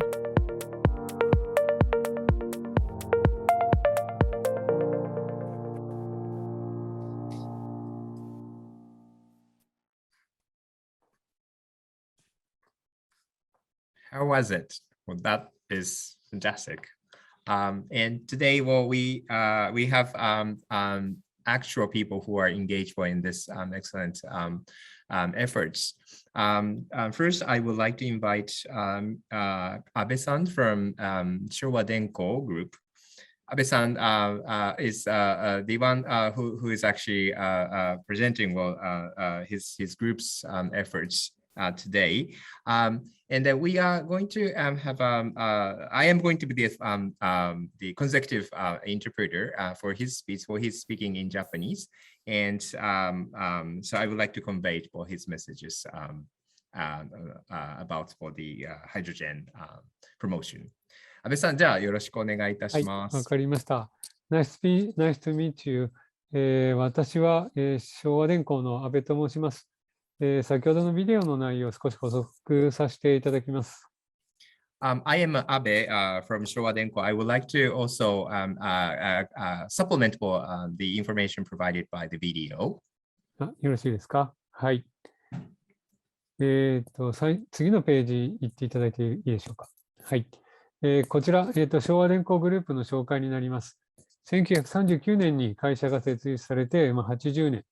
売上が1兆4000億で、グループ会社の従業員が約2万6000人の会社になります。Here we would like to introduce about the Showa Denko Group. The company was established in 1939, so it's been already 18 years old. Annual sales of the company group is 1.4 trillion yen, which is approximately 1.2 billion US dollars. The group has about 26,000 employees. 昭和電工グループは、次言ってよろしいですか。はい、昭和電工グループは国内海外合わせて152の、拠点があります。で、今回紹介したケミカルリサイクルのプラントは右下の赤丸、東京の近郊にあります。The Showa Denko Group has 152 branches and low production bases both in Japan and overseas. The chemical recycling plant that we introduced in the video is located near Tokyo, which is a red circled spot. We're mainly processing plastic waste from Tokyo metropolitan area in this plant. はい、じゃあ次お願いします。昭和電工グループはたくさんの事業がありますけども、アンモニアを作る事業は赤い四角化学品事業部門に属しています。で、他に石油化学事業、それから半導体、ハードディスク、自動車向けにいろんな材料を提供しています。Showa Denko has many different kinds of business. The business for ammonia production from plastic belong to the chemical business department. There are other business units that produce materials for photochemicals, semiconductors, hard disk drives, for computers and automobiles. はい、次お願いします。で、これは日本のプラスチック廃棄物の再利用の状況を示しています。で、全体で850万トンのプラスチックが廃棄されて、半分は産業由来です。で、容器包装プラスチックは、約66万トンで、半分がマテリアルリサイクル、半分はケミカルリサイクル。で、昭和電工はこのうち約1割をリサイクルしています。全体では、さまざまな工夫でリサイクルされていて、約 85% が有効活用となっています。お願いします。Here's the status of plastic waste recycling in Japan. Altogether, 8.5 million tons of waste is disposed, half from industry and the rest from household sector. The plastic containers and packaging introduced in the video amounts 660,000 tons, and all of them are recycled. Half of them is recycled as material for reproduction of plastic, and the other half is recycled via chemical process to produce other kinds of products. Showa Denko covers about 58,000 tons of plastic, which is approximately 10% of the entire recycled amount. As a whole, about 85% of waste is recycled, including energy recovery through various measures. はい、お願いします。容器包装プラスチックはメーカーからあらかじめリサイクル費用を支払ってもらいます。で、製品を使った消費者は分別をして、で、自治体はこれを回収、そしてリサイクラーはこれを再利用しています。で、その再利用するためにかかる余分なコストの一部は、このリサイクル費用、事業所からのリサイクル費用から拠出されます。この仕組みでプラスチックがうまく再利用されるようになりました。Here's a recycle mechanism of plastics. Manufacturers and users of plastic films and containers pay recycling fees in advance in proportion to the number of products they sell. Consumers using the products will sort them after their use. Local governments will collect them and recycling business will process them. And recycling costs are higher than usual, but the cost is covered as mentioned earlier. With these mechanisms, plastic have been successfully recycled in Japan. はい、私の分の説明は以上になります。ありがとうございます。This is my presentation. Thank you very much for your attention. Now, so this is the Showa Denko Group is actually the upstream and the middle stream of this process for recycling mechanism to produce and the use of hydrogen. Now, we are also inviting for the users, consumers of the hydrogen, but also they're also collecting for plastics. So for this, as you've seen in this video, I would like to invite Kurosaki-san, who is from the Kawasaki King Skyfront Tokyo Ray Hotel.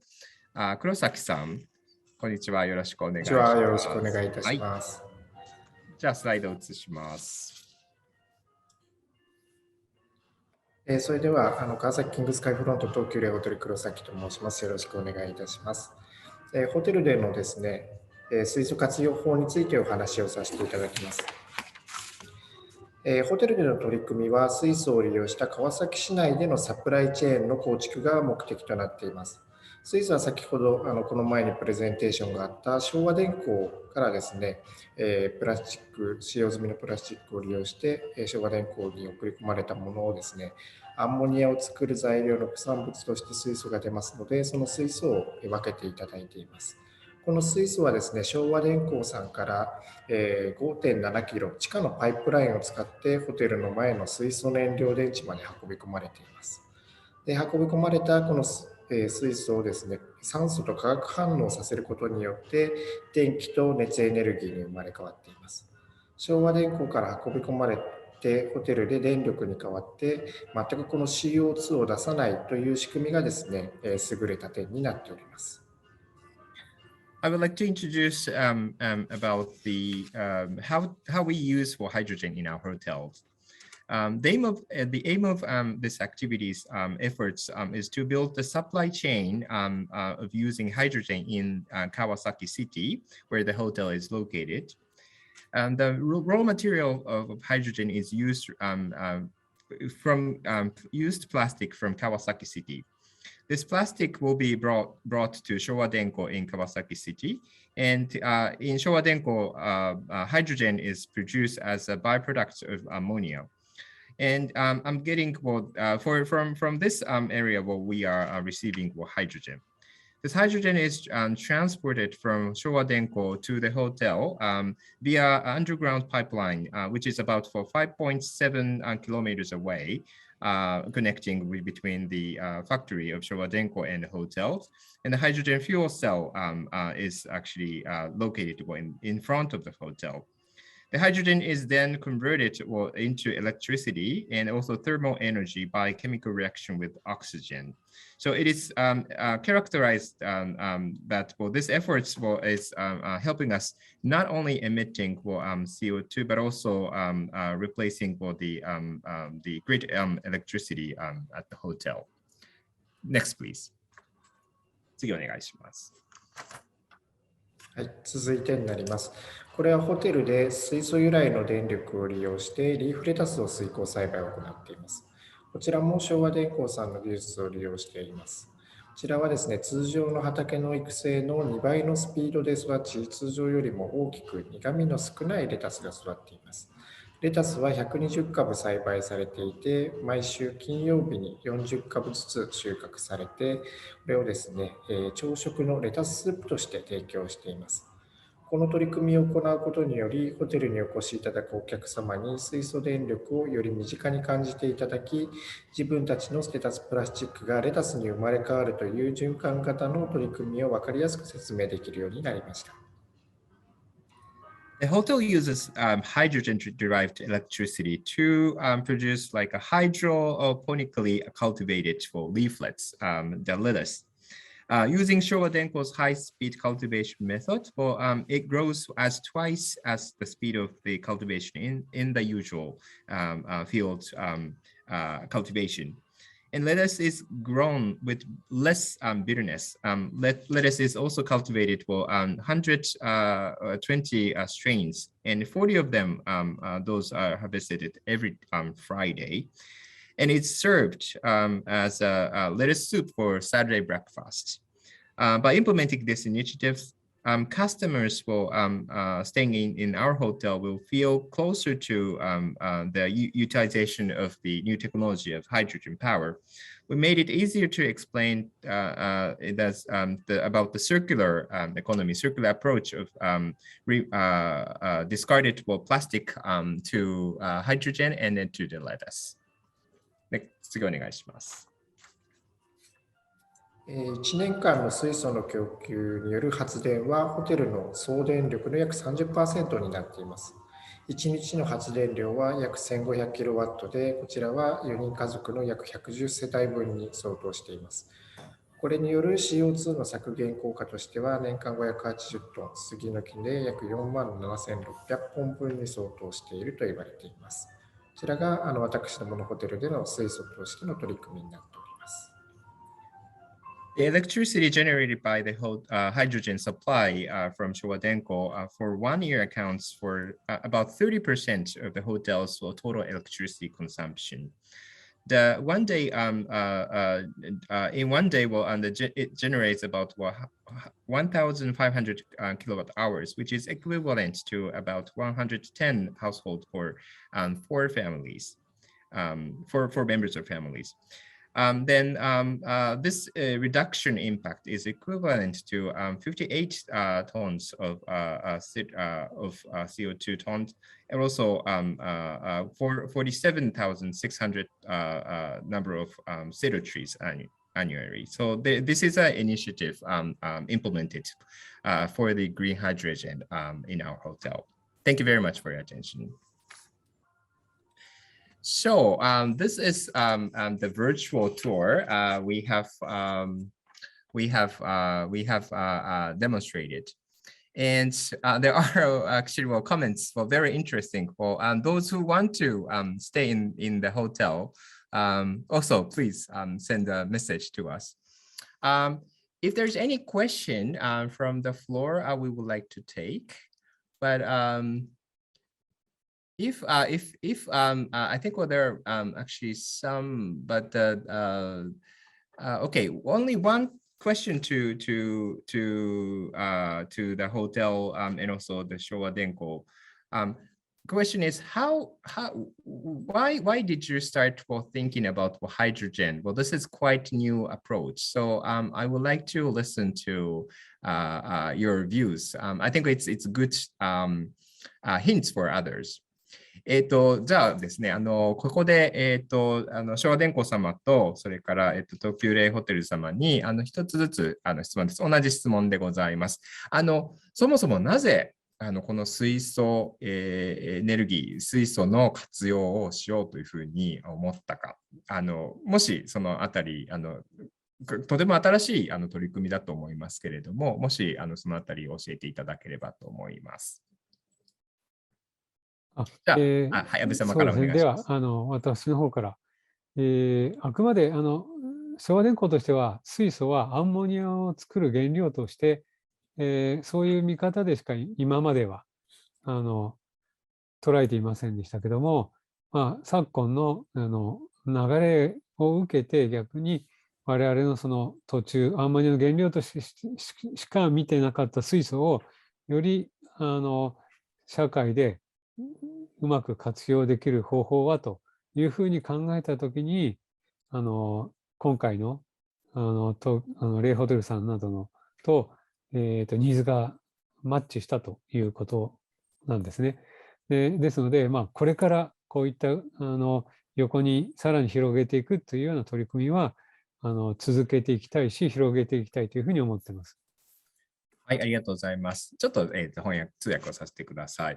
So for Showa Denko Group, which is a huge chemical manufacturers or production companies, hydrogen used to be regarded only as a byproduct when that's happening in making producing ammonium. However, now it's a global trend to see the decarbonization, and then Showa Denko people thought, maybe this is another way that company can contribute to the global effort. So that is actually the start of their work. Then they explored for people around the companies. And then there's a match of needs and also supply. And Tokyo Ray Hotel has become a really good partner in this new efforts. So this is his response. 黒崎さんいかがでしょうか。私どもの方は水素を使うという部分の立場としてホテルをやらせていただいてまして、でこちらについてもですね、環境省の実証事業という側面を持っています。で実証事業としてこちらを行うことによってですね、その当時まだ3年前が開業、3年半ぐらいですかね、前が開業になるんですけども、その当時はまだ注目されていなかったんですが、ここ1年、2年になってですね、かなり水素エネルギーというものに注目されるようになってですね、この実証事業がですね、より身近に感じられるものになってきているというふうに今感じています。で、この実証事業を通してですね、お客様にも水素のホテルでの取り組みっていうことをですね、より知っていただくというような活動をこういった場も通して続けていければというふうに考えております。はい、ありがとうございます。So for the hotel, hotel is actually what the consumers side of the hydrogen driven energy, and then it used to be not much paid attention. But with the demonstration project for supported by the Ministry of the Environment, Japan, for the gradually, attention has become higher, and also for the hotel, it is an opportunity to, for them to convey the message, or also introduce their efforts to the guests, hotel guests. So I think this is a really good opportunity for the hotel to expand this kind of activities, for also promoting the awareness of guests and also people in Kawasaki and also in Japan. So this is the response, and we actually have some more questions, but later we would like to convey this questions to Kawasaki-san, and also to Kurosaki-san and also Abe-san, and then we would like to respond to those who provided questions. So with this, we would like to conclude the virtual tour for the hydrogen technology in the field in Japan. So again, thank you very much, Abe-san and Kurosaki-san, for your excellent presentation. We would like to stay in your hotel and say hello to Dr. Ammonia. Thank you very much. Right. Okay. So with this interesting virtual site visit, then we would like to dive into the final part of today's symposium. Second part is about the discussion to introduce green hydrogen technology to SIDS. And first, we would like to invite Akanshan Vait, Associate Program Officer, Power System Flexibility, remap of IRENA. All right, and then I think you are using your PowerPoint presentation, so we're going to project your presentation files.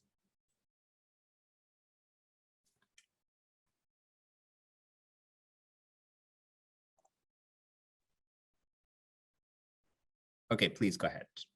Yes, thank you. Good morning, everyone. So my name is Akanshan Vait. I work for IRENA's Innovation Technology Center, which is based in Bonn, Germany. And today I'll be giving a brief presentation on two studies that we've conducted, essentially two roadmaps that we've developed, two renewable energy roadmaps, one for Antigua and Barbuda and another for Palau, to achieve 100% renewable energy share in both the power and transport sectors. And I will also be specifically talking about green hydrogen solutions to achieve 100% renewable energy share in SIDS. Next slide, please. So just to give a bit of a background for the two studies for Antigua and Barbuda, as part of their NDC revision process, the government proposed a target of achieving 100% of renewable energy share by 2030. And so to this extent, they requested IRENA to develop a roadmap that would achieve 100% renewable energy share in the power sector by 2030 and in the transport sector by 2040, specifically looking into electric vehicles. And the roadmap was actually published last year in March and is freely available on the IRENA website. In terms of the Republic of Palau, the government requested IRENA to develop a roadmap to achieve 100% renewable energy share in both the power and transport sectors by 2050. And this roadmap is currently being finalized and will soon be published on the IRENA website. And this roadmap builds upon the 2017 roadmap that IRENA actually developed for the Republic of Palau, which looked into 45% renewable energy share by 2025. This one, of course, will be looking into 100% by 2050 and will also include road and marine transport. Next slide, please. So just to give an overview of the modeling approach that we've used for the two studies. So we've used the Homer Pro software. So for those of you that don't know, Homer is an optimization tool essentially used for designing and both technically and financially evaluating different options for both off-grid and on-grid power systems. It considers a number of different technologies such as solar PV, wind, hydropower, biomass, and hydrogen, among others. And the main objective, of course, of this tool is that of finding the least cost and technically viable solution based on the inputs that are provided. And you can see in the bottom the two methodologies that we've used, two similar methodologies that we've used for both roadmaps. Next slide, please. So in terms of the technologies that we've considered, as I mentioned previously, we've looked into different technologies. For electricity generation, we looked into distributed solar PV. So this one actually, mostly for Antigua and Barbuda, we looked also in the residential sector to deploy solar panels and rooftops of households. We then also looked into utility scale solar PV, ground-mounted PV arrays. This was, of course, done for both roadmaps, as well as onshore wind farms. And then we also looked into green hydrogen production from solar and wind for storage and later use in power generation. And of course, all of this would not be possible without battery storage systems, which would, of course, be crucial to achieve 100% renewable energy share in both sectors. Next slide, please. So in terms of transportation, the technologies considered, we mainly looked into electric vehicles for road transport for both countries. So we looked into the full deployment of EVs in both countries. You can see actually the figure on the top right. This shows the EV deployment pathway for Antigua and Barbuda. So based on this graph, you can see that by around 2037, Antigua and Barbuda could potentially achieve 100% EVs, so total stock of vehicles being EVs. And then for Palau, we also looked into, as a, let's say, future option, we looked into the potential deployment of hydrogen fuel cell boats and also battery-powered hydrofoiling boats. But these, as I said, were explored as a future option. Next slide, please. So now I'll cover briefly in the different scenarios that we've considered and results for both studies. So for Antigua and Barbuda, we started off by, first of all, calibrating the model based on the current power system, based, of course, on information that was provided by the government.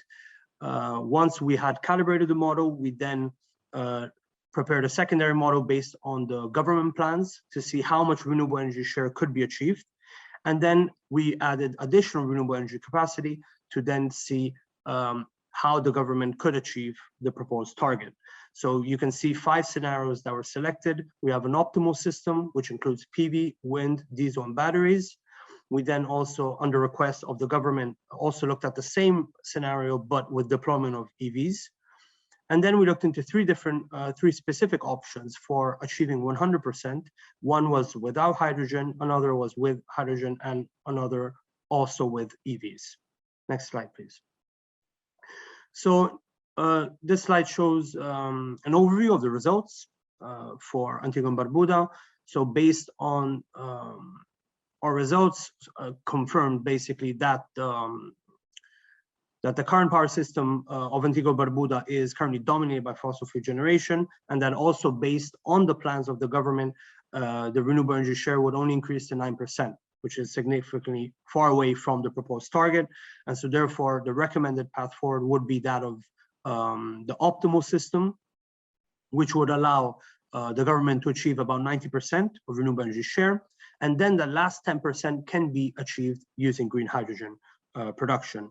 And we've seen also that when we also deploy full stock of EVs together with hydrogen, of course, we get additional flexibility in the power system, and that allows us to have the least cost solution, which is about 9 cents per kilowatt hour. Next slide, please. Here, just to show again a bit of an overview on the results for the last scenario, that one inclusive of hydrogen and EVs. You can see on the left share of generation as well as installed capacity by technology. As I said, additional flexibility that comes from EVs and green hydrogen further helps in reducing the cost of electricity, and ends up being the cheapest scenario, because of course the other options did not consider hydrogen. And you can see on the top right the hourly dispatch for the first 2 days of the year. Here you can see clearly how the different components meet the demand, as well as how excess electricity is then being used throughout the day, either being stored in the batteries, or at the same time it is also being used to produce green hydrogen, and as well as smart charging the electric vehicles. Next slide, please.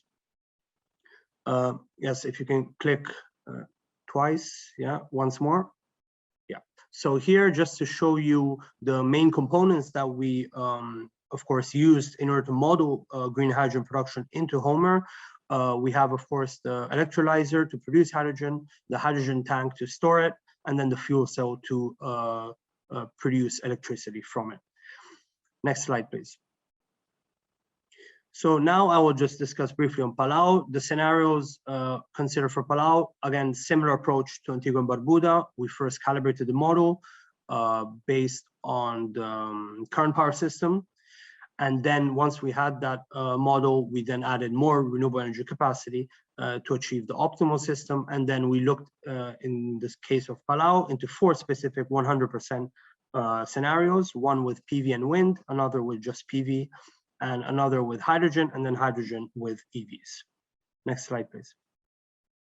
So again, an overview for the results of Palau. Here you can see that with the current power system, the government right now only has about 4% renewable energy share. So they would need to add significantly more renewable energy capacity.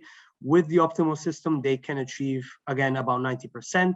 And as the case with Antigua and Barbuda, the final, let's say, about 10% can be achieved using green hydrogen. And we see how the last scenario, even in this case, from the different 100% scenarios, ends up being the cheapest option. Next slide, please. And now here, again, a bit more in depth for the last scenario for Palau. You can see here the minimum and maximum VRE week. Here you can see the dispatch, again, of the main components and how they're meeting the load, as well as how excess electricity is then being used, again, for electrolyzer, for EV smart charging, and for storage in batteries. Next slide, please.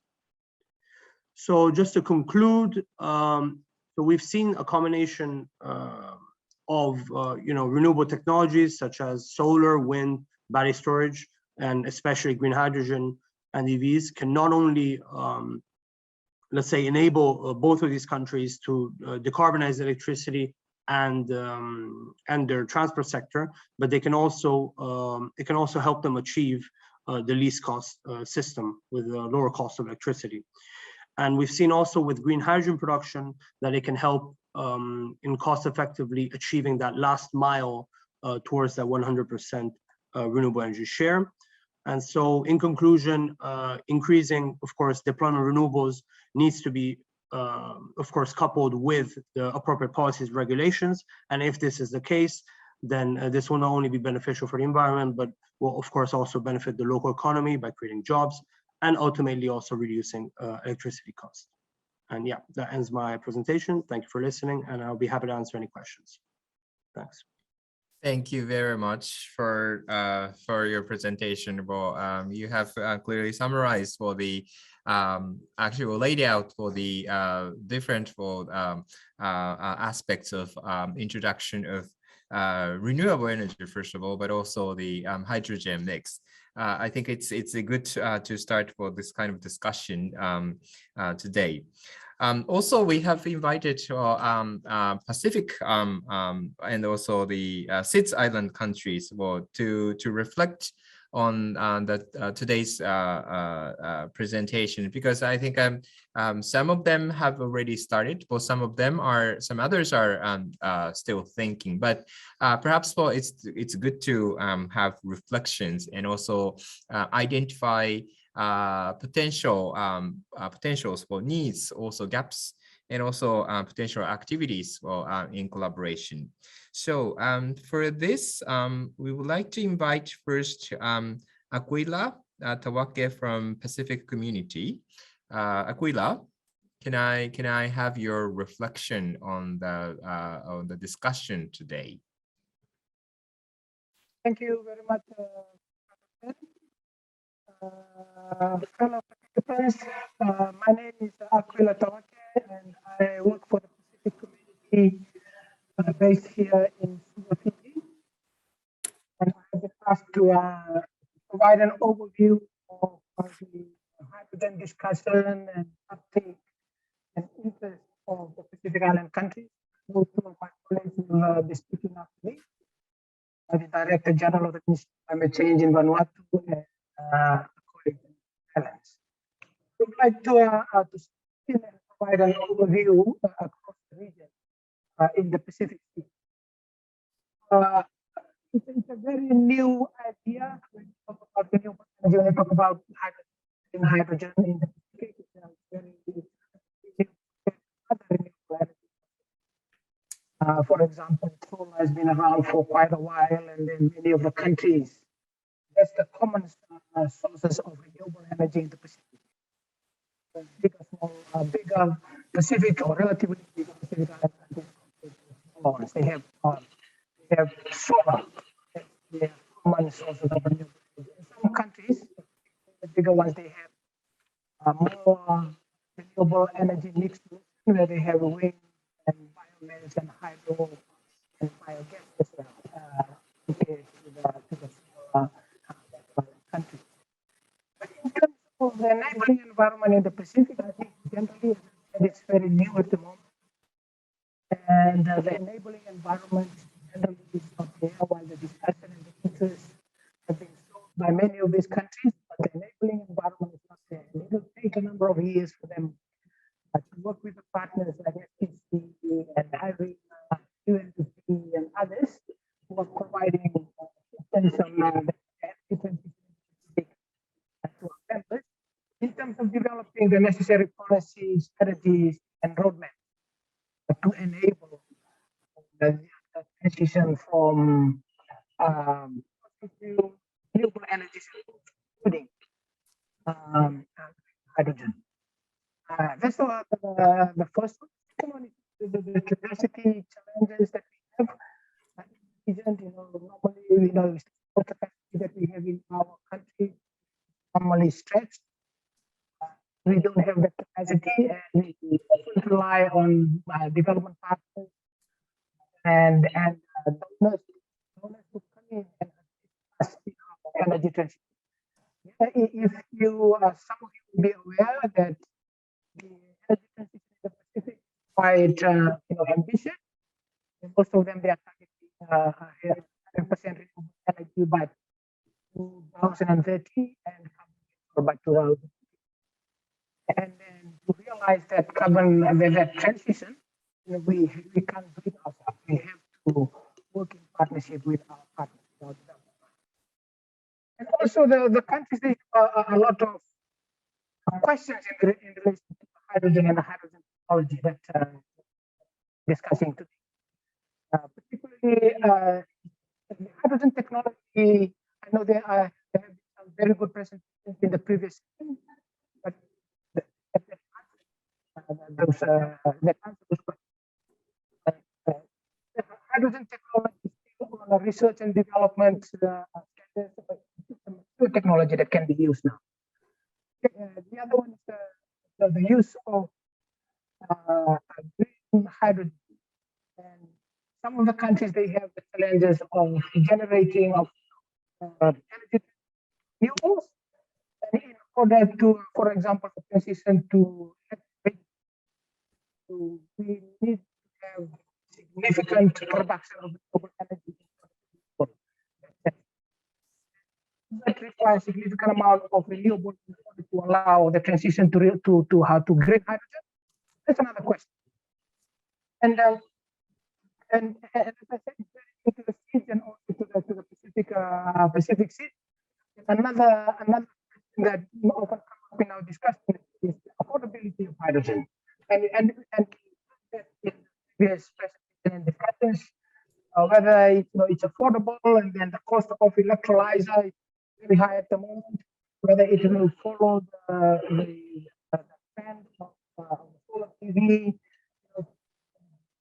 10 years ago, more than 10 years ago, the solar PV was very high of technology, but has significantly come down that enable Pacific Islands to work with the partners to procure and install the technology of our countries. But that will be a big barrier. The cost of enabling green is not something that countries can afford. And can also whether it can be produced locally. The hydrogen can be produced locally, or it has to be transported from another country. If that's the case, and it will be mentioned in the previous discussion, costly at the time countries that probably how if we say hydrogen for locally, if transport safely and used locally for fuel, road transport, and also maritime transport and generate electricity, how safe is hydrogen? So those are some of the questions that we've heard in our discussion on trying to promote green hydrogen in the Pacific, and this is the question that we have been receiving from the country. And for your, we will be having a SPC and the government of Vanuatu. We are co-hosting the 5th Pacific Region Energy and Transport Ministers meeting, I think by September this year. And we are looking at working with the partners to present it to the ministers, inform them about the potential of other sources of green renewable energy that can contribute significantly to the energy. So I will stop, and also another issue that we raised, infrastructure that's needed in the country. Whether we have the capability, and know-how, and resources for the required infrastructure to enable green hydrogen come into the region or not. So some of the questions that I hope can be addressed now, not now, in the future. So I'll stop there, Mr. Kato, and Thank you very much, Aquila, for listing up sort of like issues, but I think it sounds like action lists for us to address toward the introduction of the hydrogen technology in SIDS. Thank you very much. Well, that's been very useful for us to explore ways to expand collaboration in future. Now, I would also like to introduce Jennifer Henry, the Bank of Cook Islands, for her reflection.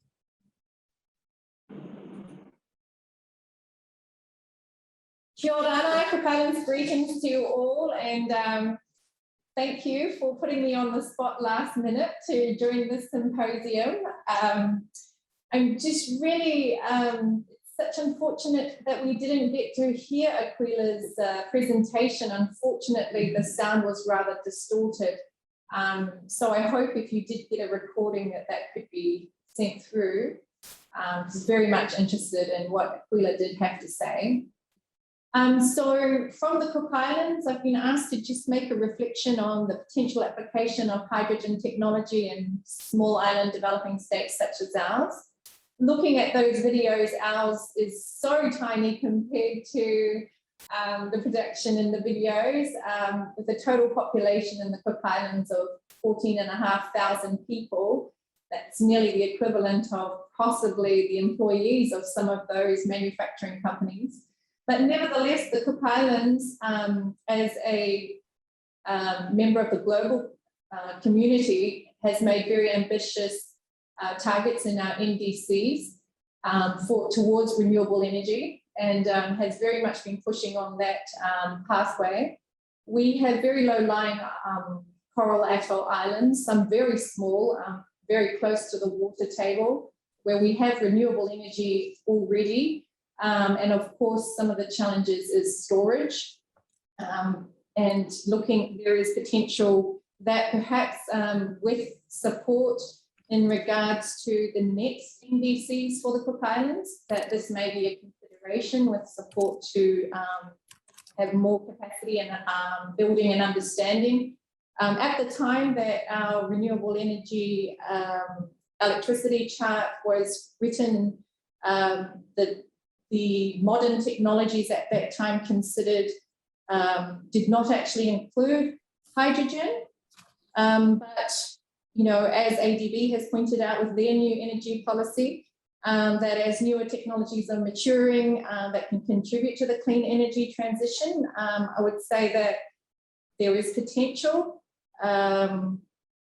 for hydrogen to be considered in the Cook Islands, but that would require some enabling environment with regards to the Cook Islands strategy roadmap and policy around the inclusion of these newer technologies.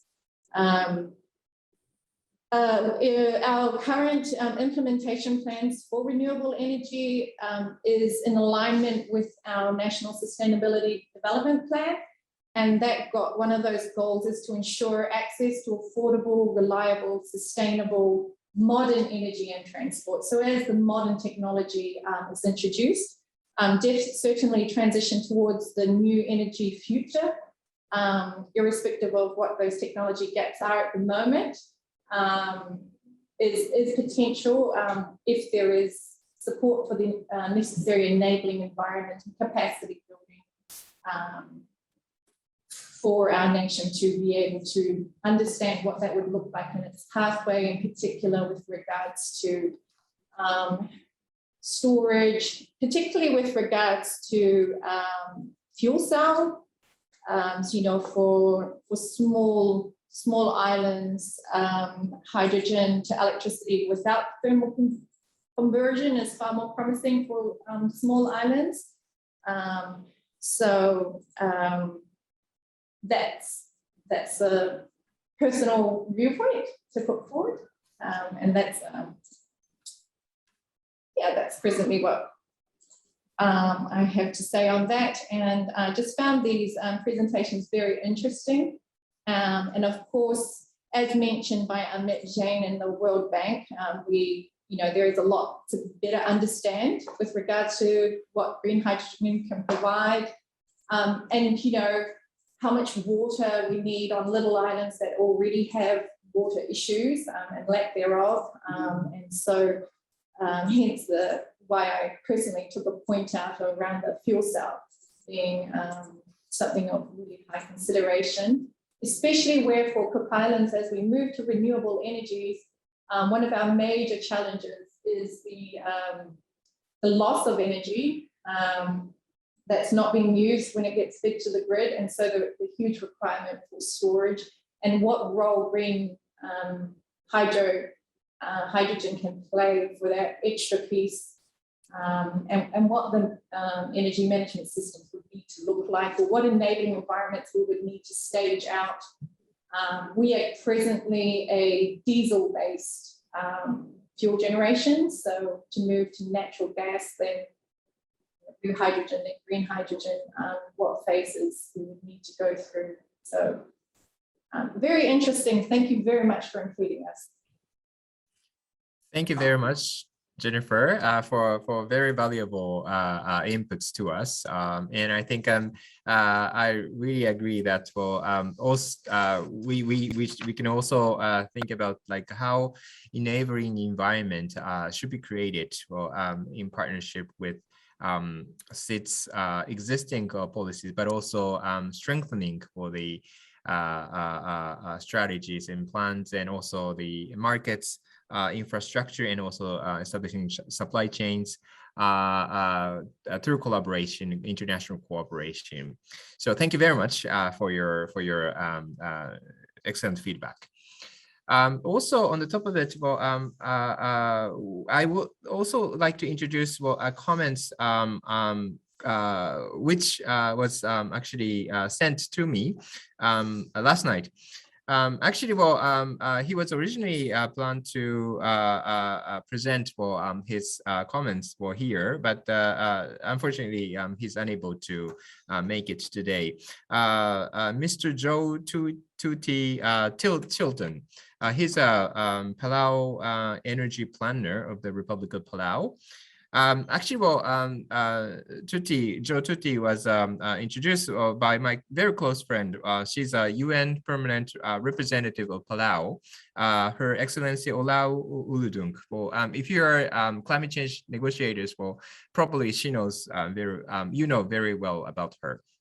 But actually, the Palau is in efforts to advance hydrogen-related efforts, as presented in the Irina's presentation. So I actually received a very valuable inputs as well from Palau. So let me read out. My comments is that, it's a technology that we are testing with Sojitsu. It's a Japanese trading house company who will demonstrate the importation and the use of green hydrogen fuel cells. And the green hydrogen is becoming, green hydrogen is coming from Australia through Sojitsu connection, and we will see how it will be used in Palau by 2023. This is a part of Palau's long-term commitments for a possible fossil fuel-free electricity production in Palau by 2050. Green hydrogen and the possible use of OTEC are a great opportunity to see how technology can assist SIDS in becoming more self-sufficient and possible creation of new industry in Palau. Once we see the technology working in Palau, the partnership with Sojitsu will allow us to know how we need to prepare for possible production of use of green hydrogen in Palau, and that will allow us to be able to plan better for any public-private partnership that might come up. Finally, this technology in green hydrogen and possible OTEC are perfect for SIDS because it will be dependent on our environment and our ocean, rather than importing fossil fuels. So again, this is depending on how we develop our human capacity for working with these new technologies in green hydrogen and possible OTEC. So this is comments or messages I received from Joe Tuti Chilton from the Palau Republic. So with this, I have exhausted the list of the commenters and presenters in this session. But if you have any comments, if you have any questions, please provide through the Q&A function.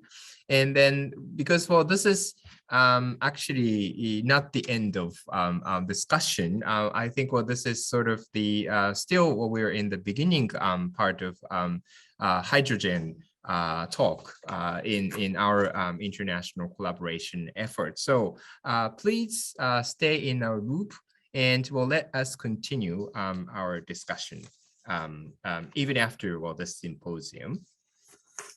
So with this, I would like to start wrapping up today's symposium discussion. In the beginning, started with my colleague, Mr. Sugimoto of the Ministry of the Environment, Japan. Japan, Australian government, and also international cooperation agencies. We have started the initiative to promote green hydrogen.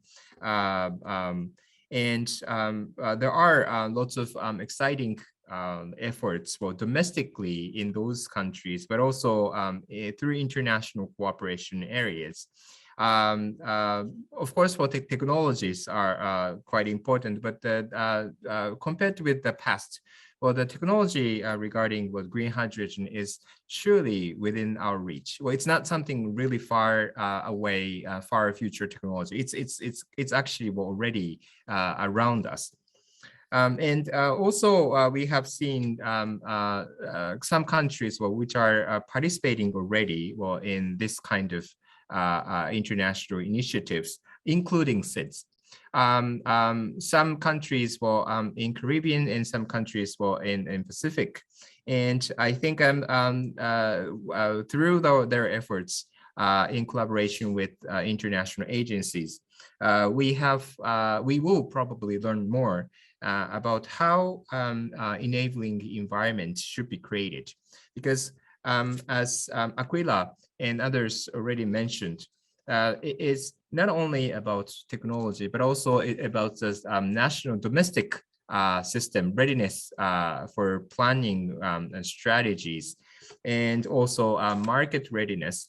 And price-wise, it's also important to consider. But we have seen the history of, for example, PV technology. Well, it used to be very expensive in the past, but now it's relatively affordable for us. And of course, it's critical for us to consider, together with the decarbonization, carbon neutrality, net emission free world. It is also important for SIDS. Well, it is also about the energy security, sustainability. So I think there are lots of things for us before us. Well, we have lots of things to do, but we are pretty energetic. Well, we're pretty optimistic for us if we can work together. And today's symposium served as a really important opportunity for us to initiate our joint work. Of course, there are more things to learn from the presentation, so that please stay with us in future, and let us continue our communication, our exchange, and also creates wisdom jointly. So this is the message from my side today. So with this, I really would like to thank all the presenters, all the speakers, contributors, also organizers to enable this useful symposium today. So with this, I would like to close for this event. Thank you very much for your participation. And then the PowerPoint presentation will be shared through the MOJ's website. Thank you very much. Have a wonderful day.